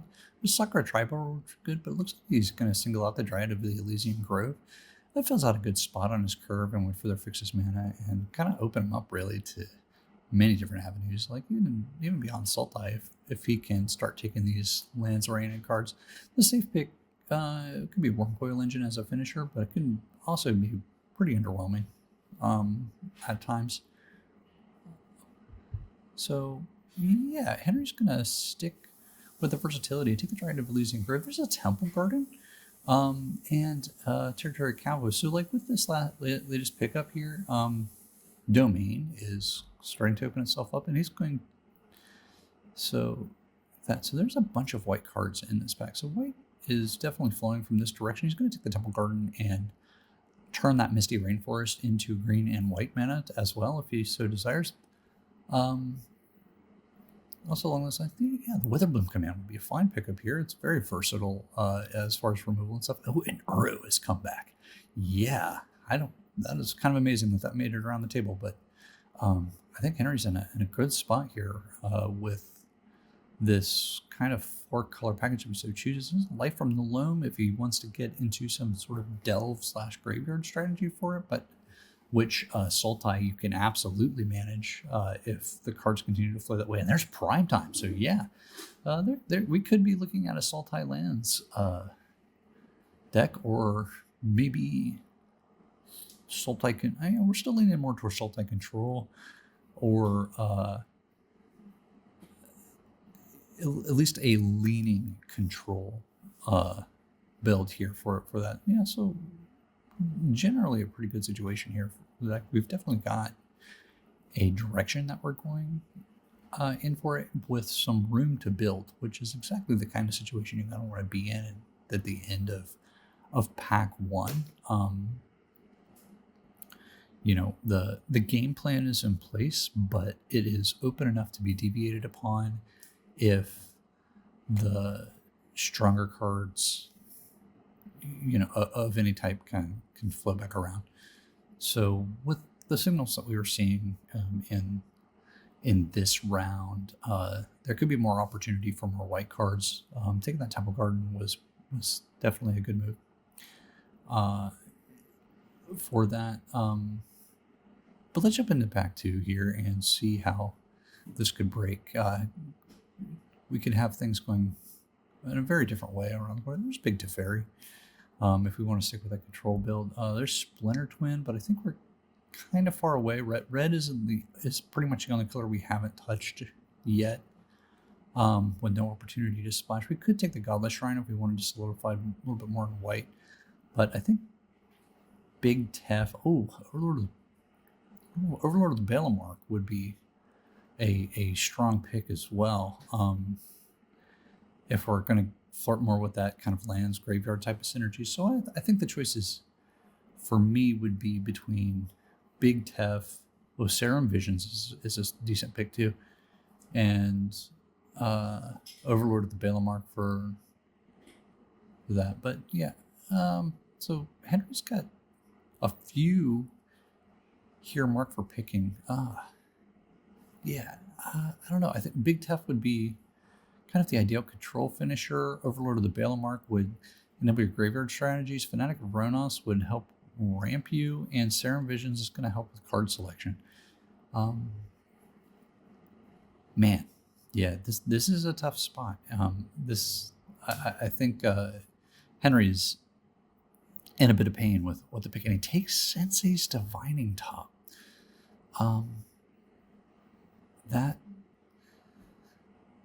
That I'm not sure if that would have been the right move. I mean, he doesn't quite have things. Okay, so looking at the next pick here, it looks like he's favoring the Abhorrent Oculus and probably checking what he can put into the graveyard. It looks like he's eyeballing Life in the Loam. He's like, Life in the Loam can fuel my graveyard, and I'm going to be able to cast the Abhorrent Oculus off of that. There's also a Boreal Grazer, which can help with the ramp strategy, but this is a little early on to take the Boreal Grazer. There's Ledger Shredder, which can also fuel the graveyard, but it looks like he's favoring the Eyeball. It's one of my favorite cards in the cube, and we haven't really seen it on camera yet, so I'm happy to see it. But man, that pick on the Sensei's Divining Top really probably should have been Overlord of the Balamark if Henry's going to favor these types of strategies. There's Malevolent Rumble, so it looks like we're kind of getting back on track to more of that. The Mana Confluence would definitely help out with this multicolor pile that we got going on right now. We're kind of far away from the expressive iteration in that situation. There's Nice Whisper in the back, but Malevolent Rumble is the pick here, and I think that's going to be very strong as far as card selection and Mana Raving Shrine. Once Upon a Time is always a good pickup in these green decks. There's Ponder as well, super powerful cantrip, and yeah, I think Henry and I are on the same page for this. Spell Pierce, probably not quite that. If we're going to go more land strategy, and we do have access to white mana, the Knight of the Reliquary would be fine. There's also Oracle of Moldiah and Bristly Bill, so there's not really the direction that Henry's going. It's going to be torn between two worlds. I think probably something more like Ponder and OAT would probably be the strongest picks here. Looks like he's clocking the Sword of the Meek. Just as I think he's going to end up taking Ponder, and I think this is a fine pick. He's going to want to clean up his hands, going to want to dig around. we're kind of losing the control, like kind of interaction part of the initial game plan, which we were setting up here in pack 1. Just not really taking any sort of interaction or not really finding it. Just these kind of cantrippy, and we got a finisher in the eyeball. We're we're eyeballing the graveyard, but it's the door is still open when now I think it's about time to pick more of a lane, and we're kind of being steered toward a little bit of chaos. So we're going to need some additional help here as we kind of solidify things to be around. So let's see how the packs break here. It looks like we've got Delver, we've got Psymaster Thopterist, Keeper, and just not a whole lot of help here. There's the Dothy Voidwalker. There are some cards that we can cast.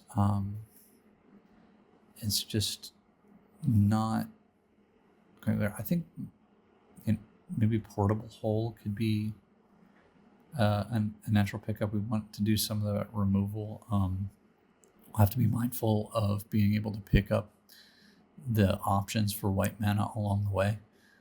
So that I don't think we're a Delver. I don't think we're quite a Delver deck at the moment, but Henry says otherwise. So we're gonna take the Delver of Secrets and then see what it says. There's a Titania, which pairs quite well with Lancer. Oh, but there's 6. 6 is kind of great with the graveyard strategy. It's going to get those lands and so that. But the Noble Hierarch would also be a very good pickup here, and it's probably the strongest card in the pack. I think Henry's going to want a bit of mana acceleration to get that going. He's probably not going to see any of these cards wheel around, unfortunately, but the Noble Hierarch is going to fix his mana and accelerate him into whatever direction that it takes him. I think this was a great pickup for him. Oh, there's Omnath. So that's kind of interesting. That would steer us back to more of like the 4-color control build. And we're kind of there. We need some red mana, but it's not impossible to put together a control build with Omnath on it. Yeah, and Henry's thinking the same thing. We don't have a way to generate red mana yet, but if we take this Omnath, then we've got a direction that is absolutely viable. Well, looks like Henry's not quite ready to commit yet. He's thinking maybe Ornithopter Paradise or Phantasmal Image. Phantasmal Image is definitely a safer pick, but the Omnath is definitely the spicier one. So we're going to take the Phantasmal Image right now.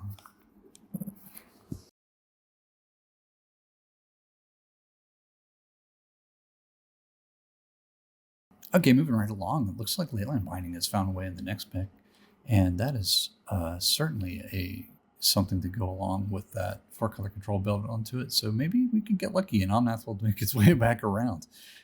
We also need a little bit more mana fixing into it and see if we can find it. There is Boseiju and Planar Genesis. Planar Genesis is, I think, maybe a little bit underrated of a card. It's kind of like an impulse and a ramp spell tied into one. It is a bit hard to cast and just being blue and green, but Henry's here. I mean, and he can cast that. So this could be a card that could make his deck, especially if he starts leaning a bit more control. He's eyeballing Tribal Flames as well. He's thinking like, hey, maybe I am Domain. But he's certainly not like aggro Domain at the moment. Looking at these other options, he's eyeballing the Everflowing Chalice and Karn. Little Karn would be an okay pickup at this point. He doesn't really. The only artifact I think he found a way. Oh, he did take the Sensei's Divining Top. I forgot about that. But yeah, he does have the Sensei's Top, and he has the Chrome Mox. As far as other artifact synergies go, to get to make the constructs that Karn Scion of Urza would make. So I think it's between Arboreal Grazer, Eldritch Evolution. He doesn't really have anything to dig up with Eldritch Evolution. He's not like toolboxy. He's not artifact. I think the choice is going to be between Everflowing Chalice and he doesn't seem to. Oh no, we are considering the Arboreal Grazer. But we're going to go with Eldritch Evolution, thinking that he might be able to pick up a creature that might be worth finding along the way. This pack, yeah, I think Wrenn and 6 would definitely be a pretty good pickup here if he can find his way into red mana. He's got a bit of a land strategy. It can fix him along the way. It seems like he's kind of split between that and Expressive Iteration, but Wrenn and 6 is definitely the value engine that you want. White of the Reliquary could absolutely do some work. As could Oracle of Moldiah and Once Upon a Time. Oh my goodness.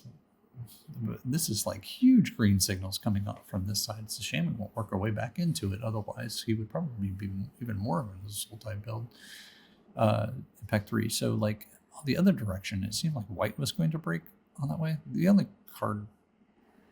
That's interesting that he took the vampire. I don't think he was going to play any of the cards that came back around from his deck. He's not a Psi Master Thopterus build. But, he's certainly not a Rakdos build either. Here we've got a Hangerback Walker and a Fiend Hunter. There's probably not really any situation, anything for these aspects. Oh, he did get Omnath. Oh, we got the last pick Omnath. Holy smokes. Okay, so now I think, Henry gives it a little tap, and that is something that can steer him firmly back into the control route with the land strategy as well. And that's exactly the type of card that he needs. He just needs to be able to cast it. So we're going to need a little bit of help on that front. But we do have the Dryad of Elysian Grove. Yeah, Henry's tapping that Omnath. He's like, oh my gosh, I can't believe I got this back on the end. That's like the one card, perfect slot that I needed. It's amazing to get that on the wheel.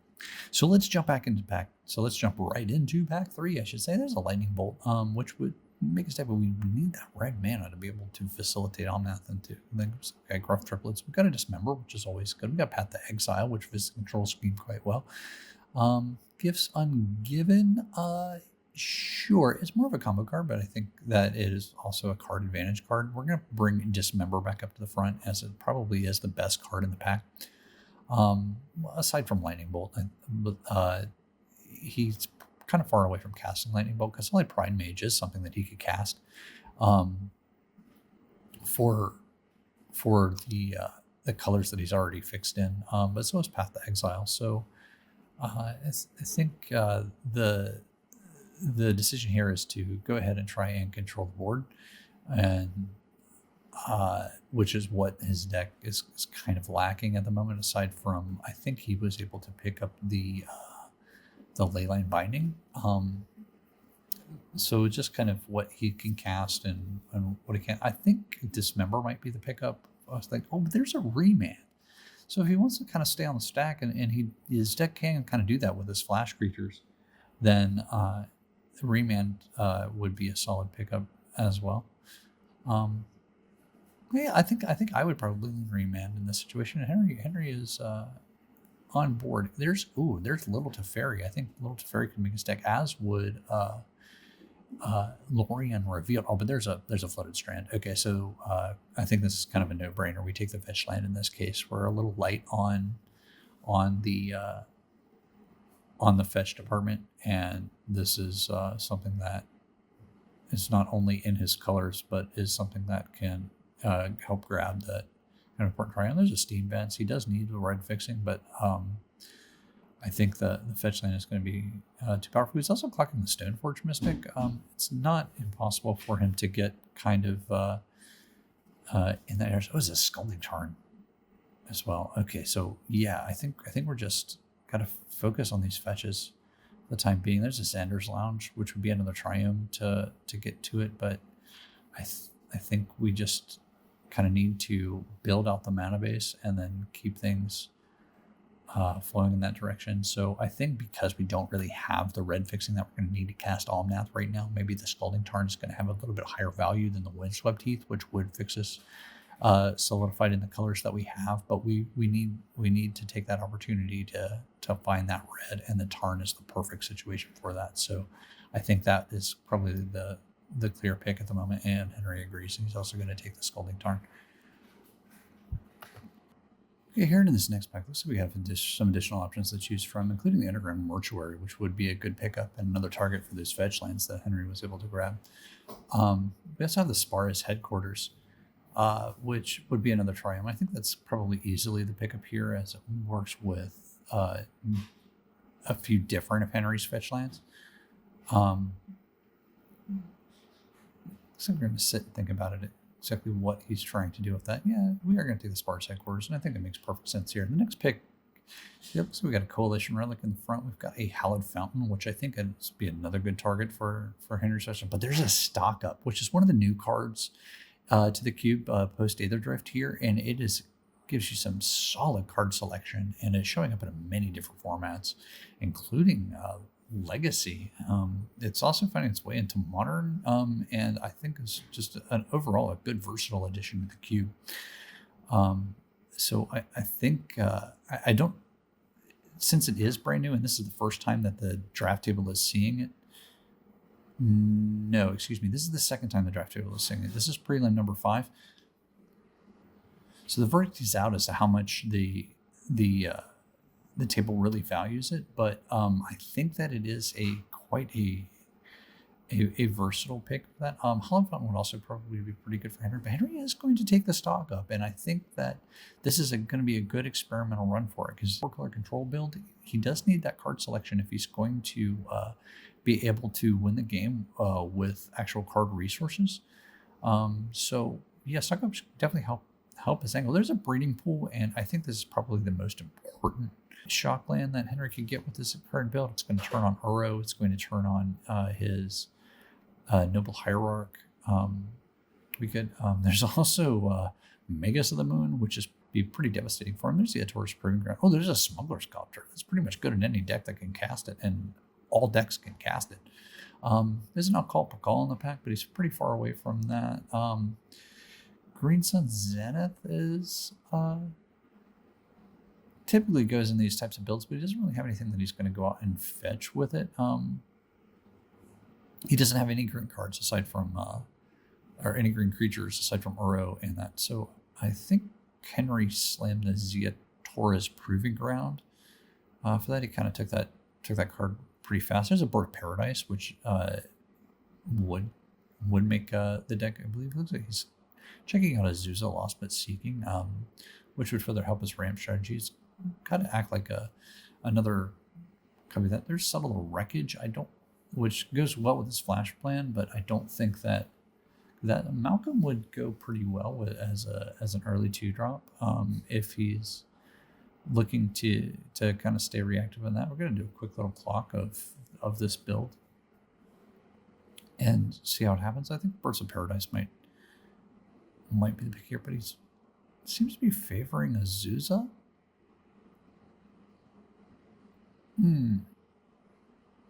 Yeah, I think I've clocked Malcolm and so has Henry, but it looks like he's trying to decide if this is the Azusa deck or this is the one from Birds of Paradise. And I think Birds of Paradise is gonna probably should be the pickup over Azusa.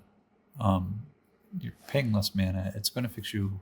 After that, it could tap for that red source that you're going to need for Omnath. And yeah, Henry does end up taking the burden. I think it's a good call. And very similarly here, since we have a couple of fetch lands and we've got ways to get lands in the graveyard, that could turn on the Deathrite Shaman. A very versatile place to put 1 mana if you need to do it with the other 2 abilities as well. But Henry actually took me double check the footage. No, he does take the Deathrite Shaman, and we're gonna keep on the mana acceleration path. That's good. I think Teferi would be a pretty reasonable pickup here. He can certainly cast it with the fixing that he's established. He is splashing for white mana. It goes well in this deck. Looks like he's also taking a look at Galvanic and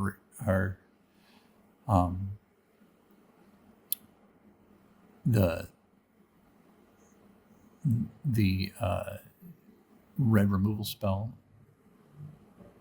as well. But yeah, I think Teferi is probably the strongest play. For that's going to fit the deck well. While the Coddle is more of an aggro card, even though he might be able to turn it on, especially with Aziator's Purview Realm he picked up before to be able to fix himself for Gem mana. But Henry is going to take the Teferi pick here, and yeah, I mean we're really looking like we're putting a cube version together of that Omnath deck from about a year and a half, or well, I guess it's been about 2 years ago now that played. He's just missing the one ring. That's kind of the only thing that's missing from this pile for that. But he's got Teferi, he's got Leyline Binding, he's got ways to fix his mana in different ways, and he's got the counter magic to go on with it with Mana Leak. And he's going to be able to put together a pretty solid type of value plan. And here's the Nantuko, the Springheart Nantuko. Okay, so for the last pick, we're getting down to the final couple of cards here, and we've got, looks like we're eyeballing here, Cryptic Command and, oh no, we're going to take Big Karn. Here's the next pick. It looks like we've got a choice between Urza, we've got Prismatic Ending, and Chroma Seed Shark. Prismatic Ending absolutely fits this build, and we're going to be able to hate draft that Magus of the Moon. Yeah, so this is an interesting build that Henry seems to be putting together. So let's check out his deck. Okay, so yeah, I think we really put it together, or Henry really put it together as he was drafting. You know, we've got the early mana dorks and the Noble Hierarch, the Deathrite Shaman, and the Birds of Paradise to fix out his mana into it. Looks like we've got a strong base green with Malevolent Rumble, the Springheart Nantuko. Ren and 6 is going to come in to help go to the land strategy while he sets up some flash. Instance with the Remand, we've got the Snapcaster Mage and the Mana Leak to move up into his card selection with Little Teferi. Uro is going to help draw him cards. And the centerpiece of it all is Omnath. He's also got Stock Up. He did Clock Dice the Mind Sculptor, and looks like we've got Prime Time as a finisher as well as Karn Liberated. Yeah, this deck is really well put together in that we've got a consistent land strategy that's going to fuel card advantage and then generate incremental advantage with a couple of strong finishers into what, having Omnath put you over the top with both Karn and Primetime. So yeah, let's I'm excited to see how this deck's going to play out against the field. So let's check that out. Okay, so Henry's the first match we're going to cover for Henry is against Max P, who is joining us for the first time in the league. We are going to start off in game 2. Henry was able to take game 1, and essentially this the way that you would expect his deck to fire, and we're going to see how he could follow it up with the game 2. You know, he was able to establish a board early, get a good control game plan, and Max P is on a bit of a mid-range pile, as we can see in this video. He's on Naya, but it doesn't really get itself off to a fast start in the first game, and in the second game he's probably gonna have to go a little bit faster before Henry can establish his value engine. Yeah, so starting off here, this is exactly kind of what Max needs to do, and that's get going with the Sakura Tri-Builder to kind of ramp his game plan in so that he can go underneath Henry, where Henry's probably going to look for some early removal, early interaction, while trying to establish his land value engine or get Omnath going, something along those lines. The Flooded Strain is going to find Spar's headquarters, so we're immediately set for Bunt Mana. Henry, and it looks like we're going to just kind of hang back and see what Max wants to do with this turn 3. And we are going to go ahead and sacrifice the Soccer Tribe Elder to find the mountain, and Max's mana is now fixed with this setup of basics. This is a great read from Henry, as I think we'll find in throughout his matches. For that is he's good at focusing on what the other opponent is doing and playing a solid reactive strategy. He sensed that on a blank board, Max is going to try and get that mana advantage with the Sacro Tribe Elder and play an early 4-drop, while he can just sit back and hold up Remand, and he can start to play the control game early on and fight back the tempo to where he can try and get the engines that his deck needs to solidify. So Max is going to drop, looks like the Boseiju, and we're going to go for the Mana Dork. And this is some good discipline on Max's part as well, because I think Max could sense that there was some sort of reactive spell in hand. Now he does, looks like he is kind of leaving up 2 mana, so the acceleration could be for naught. I don't see what's in Max's hand, but I'm going to assume that he's got probably some sort of interaction on his own to play for it. But I think Henry could probably just, he's just going to lay a fetch land and pass back to Max. So we're kind of in a blink first, and in doing so, he kind of wastes Max's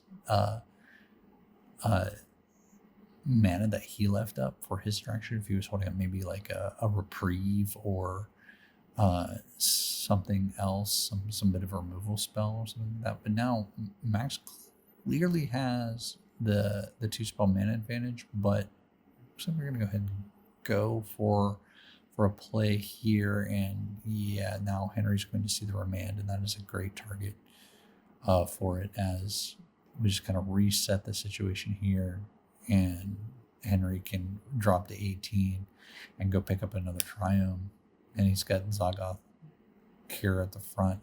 He's also going to choose between Zetor's Proving Ground and Zaggoth Triome, so if he wants the black mana or the red mana, and it looks like we're going to go for the green, red, and black mana. So domain unlocked for Henry. And he can hit his land drop here and generally keep pace with Max's mana. So now with Max kind of shields down, Henry can find his way into ramping up himself. He does have the additional land drop for the Dryad of the Elysian Grove, and he's going to be able to fix the himself entirely for these mana, and he's going to be able to hold 2 up. It looks like he's got in his hand, I saw a Phantasmal Image. He's got Karn the Great, he's got not the Great Creator, Karn Liberated in hand, and I think it's just a basic mountain and basic plains. So not a lot of action in Henry's hand, just Karn in a Phantasmal Image and one other card I can see. The shuffle looks like it's a forest. So yeah, now if Max is going to make a play, now's the time to do it. He has the window. As I think we're just going to be laying lands and trying to find a way with that Karn. To manage things, but this is the window for Max to commit more to the board and kind of overwhelm it. I think one interesting play last turn could have been that Henry could have dropped the Phantasmal Image to copy his own Dryad of the Elysian Grove to get an additional land drop. Then he could kind of dump his hand, and then he would get Karn on the battlefield 1 turn earlier. That could be a high risk play, but it could be worth it, as Karn is very challenging to remove once it's on the battlefield, especially on a board that's kind of middling a bit, I would say. But Henry's able to kind of bluff the double blue here for Max, and Max is just going to kind of sit back and say, I'm going to play the Knight of the Reliquary, which can be an extremely impactful card. Don't get me wrong. I don't think the Knight was sandbagged by any means. So it's definitely a counter-worthy pickup. But there yet. So Henry top decked on that. So now we're really cooking, as he had the mana to cast it, obviously, with the Dryad of the Elysian Grove. On that's going to come in. It's going to hit that land drop. He's going to gain 4 life, set himself back up to 22. And we're going to have another land drop if he so chooses. Oh, I think I saw Uro in Henry's hand as well. So here is the mana off of Omnath. He could use that Omnath mana to slam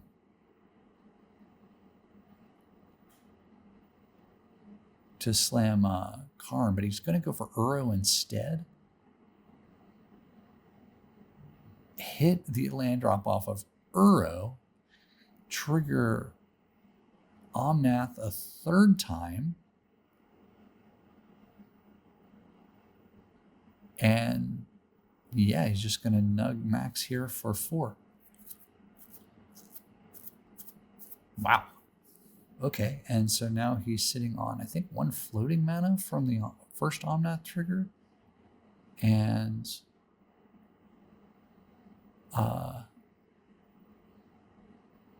more.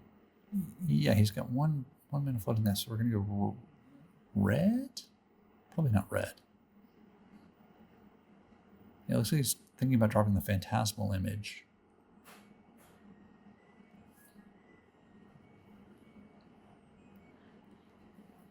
He does drop the Phantasmal Image, and he's going to target the Knight of the Reliquary. So he's going to turn the Phantasmal Image into the Knight, and next turn that Henry's own Knight is going to be able to start helping get those Omnath triggers off of additional land drops. Henry's well set up for the long game here. So here I think Henry's kind of a bit in the tank.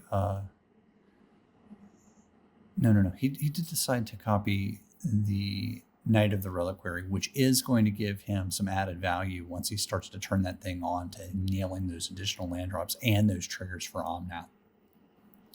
It's a really good value play here. Oh, but here Max is going to turn on to Batterskull.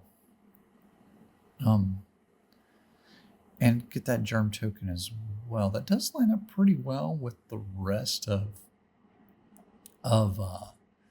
Henry's board, but as we can see, Karn Liberated is still hanging out in Henry's hand, and he does have the mana to cast it. So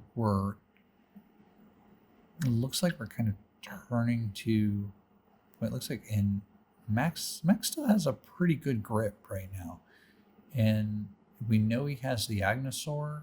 That looks to be a land. No, probably not a land. Not sure exactly what's in hand, but I think now it's going to be Karn time with shields down. But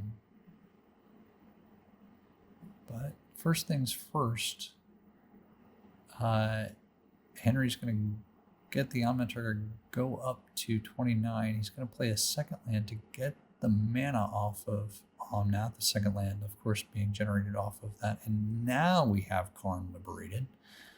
And it's a ton of loyalty. Henry, not afraid of the board at the moment, is going to start attacking Max's hand.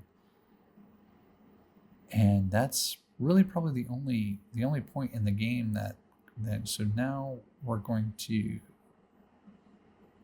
looks like Henry's going to think about going to use his pseudo Knight of the Reliquary here to sacrifice a forest and get back another forest to get the third Omnath trigger, which will nug Max again and put him back down to 12. Now, Max does have that the batter skull to keep his life total low, so it's going to be an interesting race. Henry is going to have to deal with that at some point in the game, but for now, I think he's just going to be content to just sit back and control strategy. His life is super high right now. He's sitting at a extremely healthy 29, so there's not going to be much that Max is going to do, at least with this current board state, in order to put pressure on him.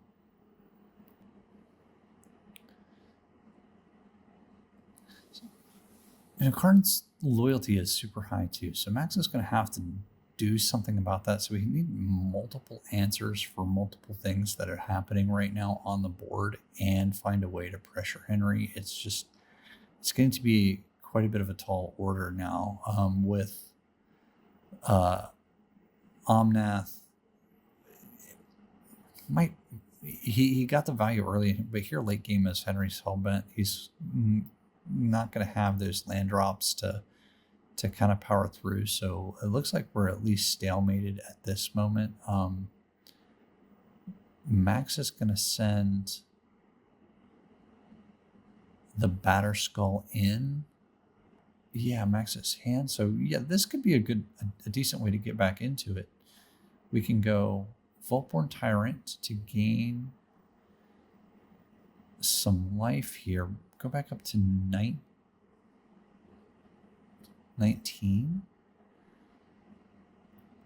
And then drop the Skull Clamp, which is an absolutely super powerful card. And he's going to equip it to the Vaultborn Tyrant. Just kind of spend the minute. Yeah, the Skull Clamp would be a decent way to get into it, but he's going to need to draw cards. I guess one thing that Max could do, he does have the mana to do it. So if he needed to generate some additional card advantage, he could equip the Skull Clamp to the Germ token, and then then unequip the Batter Skull. But Henry's going to escape Uro, which has been sitting in his graveyard for a while, get the land drop from it to trigger Omnath, gain some life, and then he's going to have a bit of a guy to stand up to any threat that Max is going to put together, and that's going to take care, or Karn's going to take care of the Vaultborn Tyrant, because it's just straight up exiled. It's not killed, so there's going to be no additional triggers. And this was a great Malevolent Rumble for Henry, as he's going to be able to find Snapcaster Mage with stock up in the yard. So could Henry do it? I know he kind of lost some of his mana fixing with the Dryad out. No, he can't do it this turn. But no, he's got the breeding pool there. Okay, so yeah, he could snap in and cast stock up, but I think he just passed the turn back. So now maybe if Max were to find the Skull Clamp line, he could draw some cards, but the board is looking pretty rough right now for him. I don't think that there's not going to be an avenue out behind this Karn. And as we are kind of looking back at these from the past, I think I can go ahead and call the game here. Henry's got a firm control with that stock up in the yard, and anything that Max is going to play as like an additional threat at this point is going to be able to be met with Karn, the Great Creator, and as we're going to be able to put some additional threats into it. So yeah, that's just an 8/8 trampled, and it's not going to land the way that Max wants. The game's going to take a bit longer, but it's not. There's not much left for Max can do, as Henry is able to maintain that board control with Karn. So Henry's going to take the round, and he's got a bit more work to do. We're going to stick with Henry here for the next match as well, and let's see how that turned out. All right. So here we're going to get started with round 2, and we're going to jump in with game 3. And now we've got Henry versus Pet. And you know, guys, Pet is the league's boogeyman here. He's the league leader, number 1 on the leaderboard. And this time around, Pet's up with has drafted a Rakdos mid-range deck, and this is a bit fairer of a deck than we're used to seeing Pet play in the past, aside from maybe that one control build that he had back then. But you know, Pet's found himself winning round 1 at the beginning to get himself into this game 2 feature match here with Henry, and he's going to get us started off into a Stitcher supplier that's going to put a bunch of lands in the yard for his turn 1. Henry just had the turn 1 tap land, and now he's going to leave up blue mana. The Stitcher supplier is going to get in for 1, and show this probably isn't the best matchup for Pet, as you know, we've got a control deck here with on Henry's side of the battlefield as he's going to cast the Impulse ramp card and find, I didn't see what he logged, but I saw that Omnath was in his among the top cards that the Planetary Cleansing grabbed. He did not get that. I think Henry may have focused on his mana for the time being.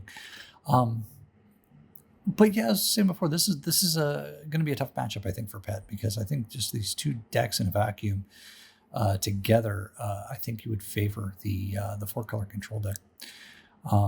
Malevolent Rumble's going to continue to dig and fill up Henry's graveyard, as we know is kind of important for cards like Uro, if he's going to find Uro and be able to escape him, or fill up his yard for the Abhorrent Oculus, Henry's key finishers here. And there's just not a lot of pressure for Pet, as Henry just continues to ramp with the Malevolent Rumble and the Noble Hierarch, but Pet was able to hold up Orcish Bowmasters, and Bowmasters is going to take care of the Noble Hierarch, and big tempo swing back for Pet, who seems to be kind of stuck on 2 mana. Unfortunately, he did mill all of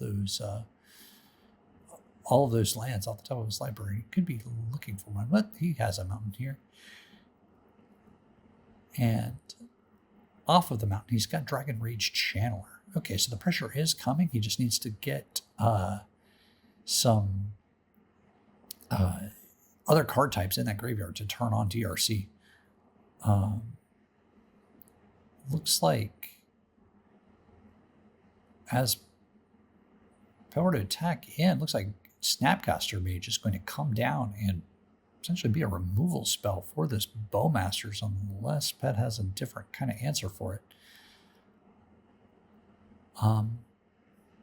Yeah, and I gotta say, this was probably a pretty smart play on Henry's side. Even though you don't get the full value out of the Snapcaster Mage, getting that Bowmaster off the battlefield is definitely going to be important for his deck. Henry likes to draw cards. His deck draws a lot of cards, and Bowmasters is going to be a whole problem for him if he doesn't get rid of that thing.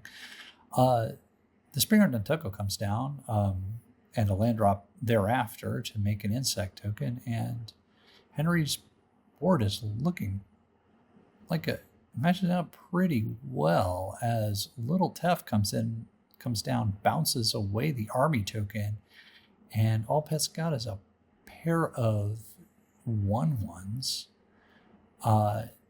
as DRC has yet to get up to full Delirium. Now, Orcish Bowmasters is in the Petch's graveyard, so Pet now has 2 types in the yard as opposed to just the lands a moment ago. If we can flick through some cards here on both sides, looks like Henry's holding up a Remand. Or not holding it up, as he doesn't have the mana for it this turn, but he does have one in his hand, as well as a Forest. Yeah, and that's all. He's got a Remand and a Forest. Pet looks like he's got Liliana. He's got Cruxa. And I can't quite make out anything else, but looks like Pet's kind of in the tank on what to do with his 3 mana. They can't quite go to Lily yet because there is no second black source. Oh, he has Grief in hand.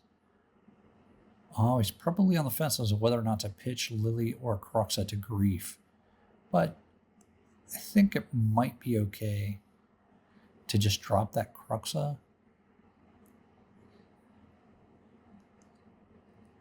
Let's see what Pet is. Oh, he's got a Bitter Triumph in hand. Okay. It looks like, well, he hasn't quite shown the card to Henry yet. All right, so we're just a little bit in the tank here for Pet. This is clearly going to be a big turn for him as he's trying to find any sort of way to clear the way. Yep, okay, so Bitter Triumph is going to take care of the Springheart Matucko, and he's going to get the Surveil trigger off of DRC. Oh, and he pitched Liliana. Okay, so yeah, this was a great move. Okay, so Pet got rid of Liliana into the yard, pitching it to the Bitter Triumph, which took care of that, gave himself Delirium. So DRC can now freely come through and take care of Teferi. And now Henry just passes the turn back. Pet Windmill slams Grief, but Henry has the remand to draw a card. And now here comes the gang into attack. Henry's going to take 4 and then cycle a Triumph. Very quick sequence, very quick plays, but, definitely strong moves all around by players. Okay, and now it looks like Henry has the Oculus and Ren and 6. And we're going to lead off with Ren and 6, which is going to +1, get back the Triumph that Henry cycled earlier. Great play. And we've got Henry also had a Scalding Tarn in play, and here Scalding Tarn, and he's got the Apport Oculus on board, which is going to be a good blocker for the DRC, and he'll be able to generate more bodies, on upkeep, which is, the superpower that the eyeball has. It's like Chase the Mind Sculptor goes to the yard, and we've got one manifested token from the Oculus. Just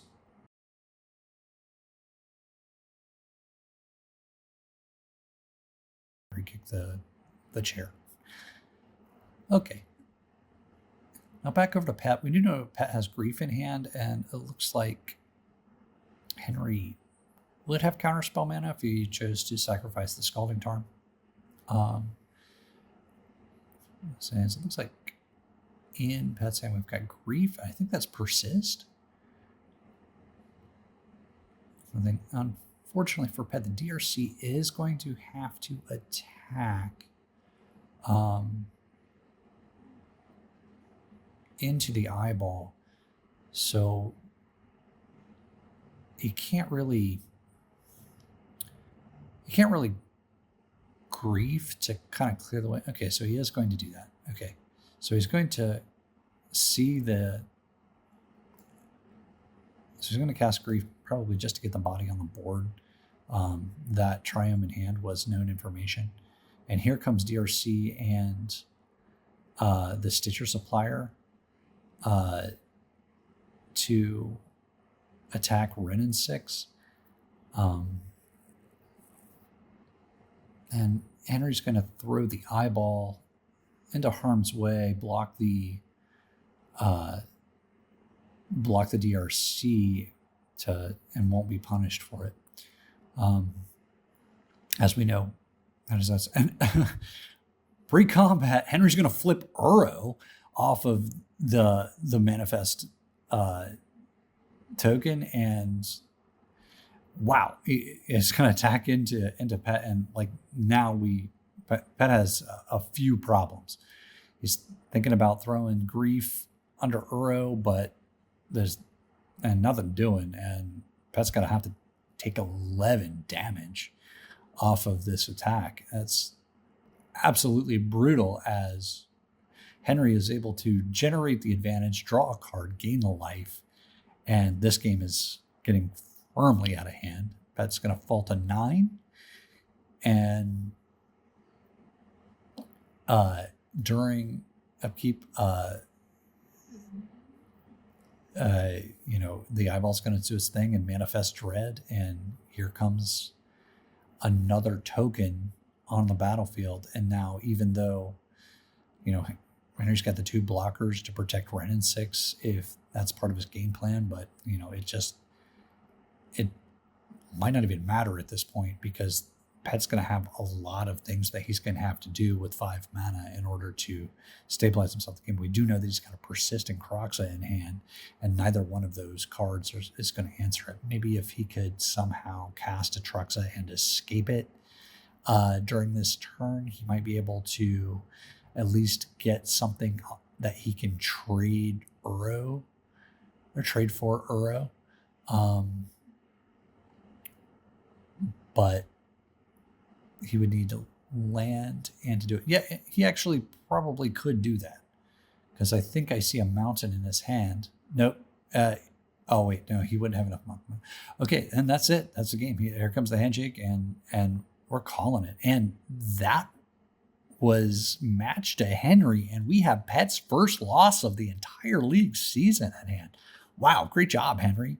So now our featured drafter, we're going to follow him all along, straight to the championship round. So hang with us, guys.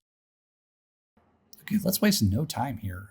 We're going right into the championship round, and we're going to start off in game 3 as we got Henry versus Ricky, and Henry just cast Uro in to bring his life total back up to 19. If we could look in, we're a couple of turns into the board, but just not much. We just started off with turn 3 here, and it looks like Ricky started the game off with, his favorite cat on turn 2 with the leading off with the ignoble hierarch into the Kasali Pride Mage that we've seen Ricky probably deal more damage with that one creature than anyone has dealt with any creature in any of our league matches, at least on camera. But both of these decks are going to occur in your game plan.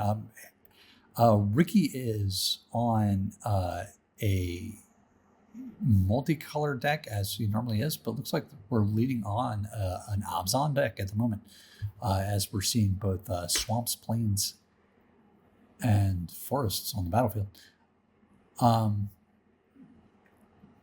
Henry's getting his mana base going as he finds his second Triome onto it as well. In the yard, looks like we just had the Malevolent Rumble that was cast previously, just to get a little bit of fuel in there.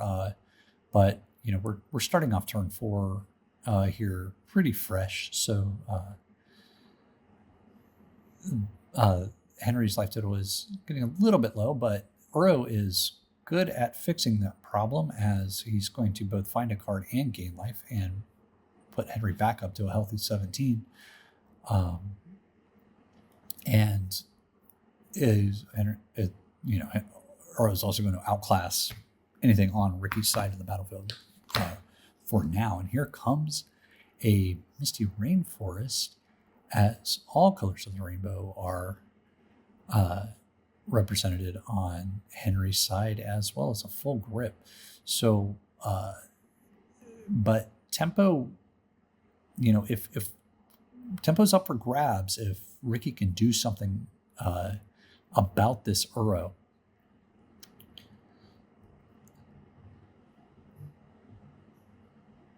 Yeah, so, okay, so this is definitely a weapon, as the Overlord of the Mistmoors comes down to fly over to create those bugs to fly over Uro's head. But Henry is got a remand for it, and tempo is not going to be taken by Ricky, but actually maintained by Henry, as Uro is going to have a clear line of attack if Henry decides to put that pressure in to gain life and get that card. So let's see what is done a turn, but that remand is such a powerful tool that Henry's been able to take advantage of it. So I think I saw a Wren in 6 in hand, which would be a good answer for the ignoble hierarch. But yeah, here comes Uro right at face to gain Henry the 3 life to draw the card, and I think I saw Ricky reach for his life pad. Yeah, he did. The Uro got through to send Ricky down to 14, and here comes Stock Up. Wow. Okay, so Henry's finding all of the answers that he needs to, on top of his full grip and the resources gained off of Uro and the mana advantage. Everything is just huge right now for him. Like this deck is really firing well. Okay, now I think the first thing, I think if Ricky could, he would have gotten rid of Uro. Like, I think that's something that's going to do. Okay, so here comes the Kasali Primage off of both Exalted triggers to get in for 4 damage, and there's a Path to Exile for Uro. Okay, that absolutely needed to happen. If Henry was, or if Ricky's going to stay in this game. Yeah, great play. Okay, and now we're going to go right back into the Overlord of the Mistmoors to get those bugs on the battlefield. But Henry's got Snappy to remand the Overlord right back. Woof. Tempo stays with Henry. All right, and he's going to play. So Henry's going to have to establish a little bit of a battlefield at this point in the game, but I can't imagine him not being able to do so with the full grip that he's got. And here comes Wren in 6, which I imagine, yes, will take care of the Ignoble Hierarch, and now Snappy has a clear path to attack. Looks like we're going to stay. Okay, and here comes the Deathrite Shaman as to add some additional inevitability. It's almost like been referred to many times as a planeswalker in creature form, and followed up with Little Teferi, Time Raveler, to bounce the Kasali Primage. Wow. And I guess we're just passing the turn. I think Henry kind of missed an attack there with Snapcaster Mage. I don't know if he saw like some sort of haster that he might have been afraid of from Ricky's side, but we do know that there's the Overlord in Ricky's hand. He's been trying to cast, but that may have been a missed opportunity just to sneak in 2 damage with some Snapcaster beats. Regardless, it is Ricky's turn, and we're going to tap 4 mana for Overlord of the Mistmoors. Will this thing finally stick? Henry has 2 mana. It will. So Overlord lands, and here comes the bugs. And Kasali Primage comes back down after that. Okay, so now this was a decent way to get back into it. Teferi won't be able to kill one of the bugs. Wren in 6 will, if Henry decides to point it at him, and then maybe on the next turn, Ricky would be able to get in a clear attack with an Exalted trigger at one of these planeswalkers. But let's see what Henry does with his turn. Wren will kill a bug. And looks like, okay, Henry's got like a couple of removal spells in hand. Yeah, Prismatic Ending is going to take care of Kasali Primage. Breeding Pool tapped into anything else, but those 2 plays alone really shrunk Ricky's battlefield down. So that was undoubtedly some pretty strong plays here. Into Jace the Mind Sculptor. I didn't see that in Henry's hand. Wow. Okay, and Jace is going to take care of the bug. And once again, we have a clear battlefield, but Ricky's untapping. Henry passed the turn again without attacking with the Snapcaster Mage. Yeah, I'm not sure why he would leave Snappy back, but maybe he's got something. He's seen something in Ricky's deck that he's afraid of, and he wants Snappy to protect this army of Planeswalkers. I'm not sure, but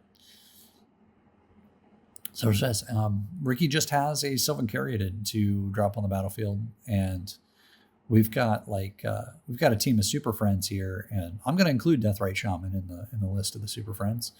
He is a Planeswalker in my heart.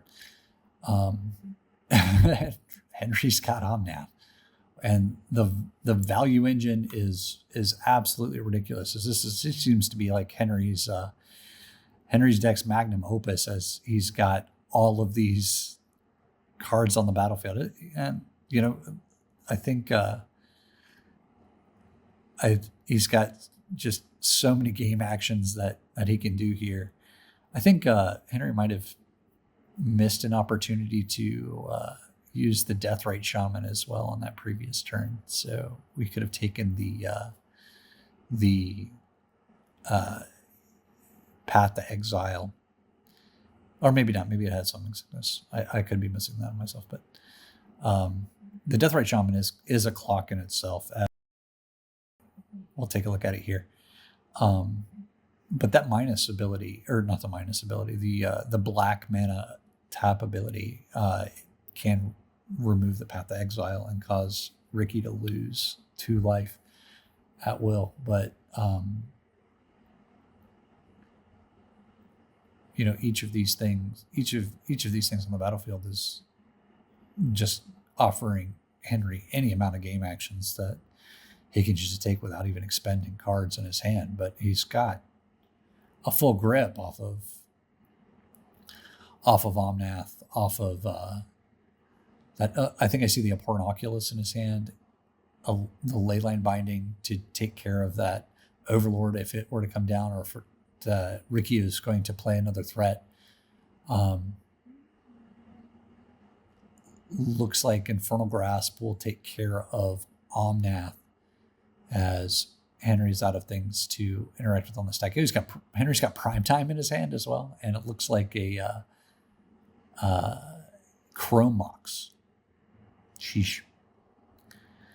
Okay, so Ricky's just going to pass back the turn, tick down the Overlord of the Mistmoors, and Henry is going to use the Deathrite Shaman, yes, to exile the path. Ricky's down to 6, so those two Snapcaster attacks probably could have mattered if Henry would have got him in, because with Ricky down to 6 already off of this, he would be dead off of the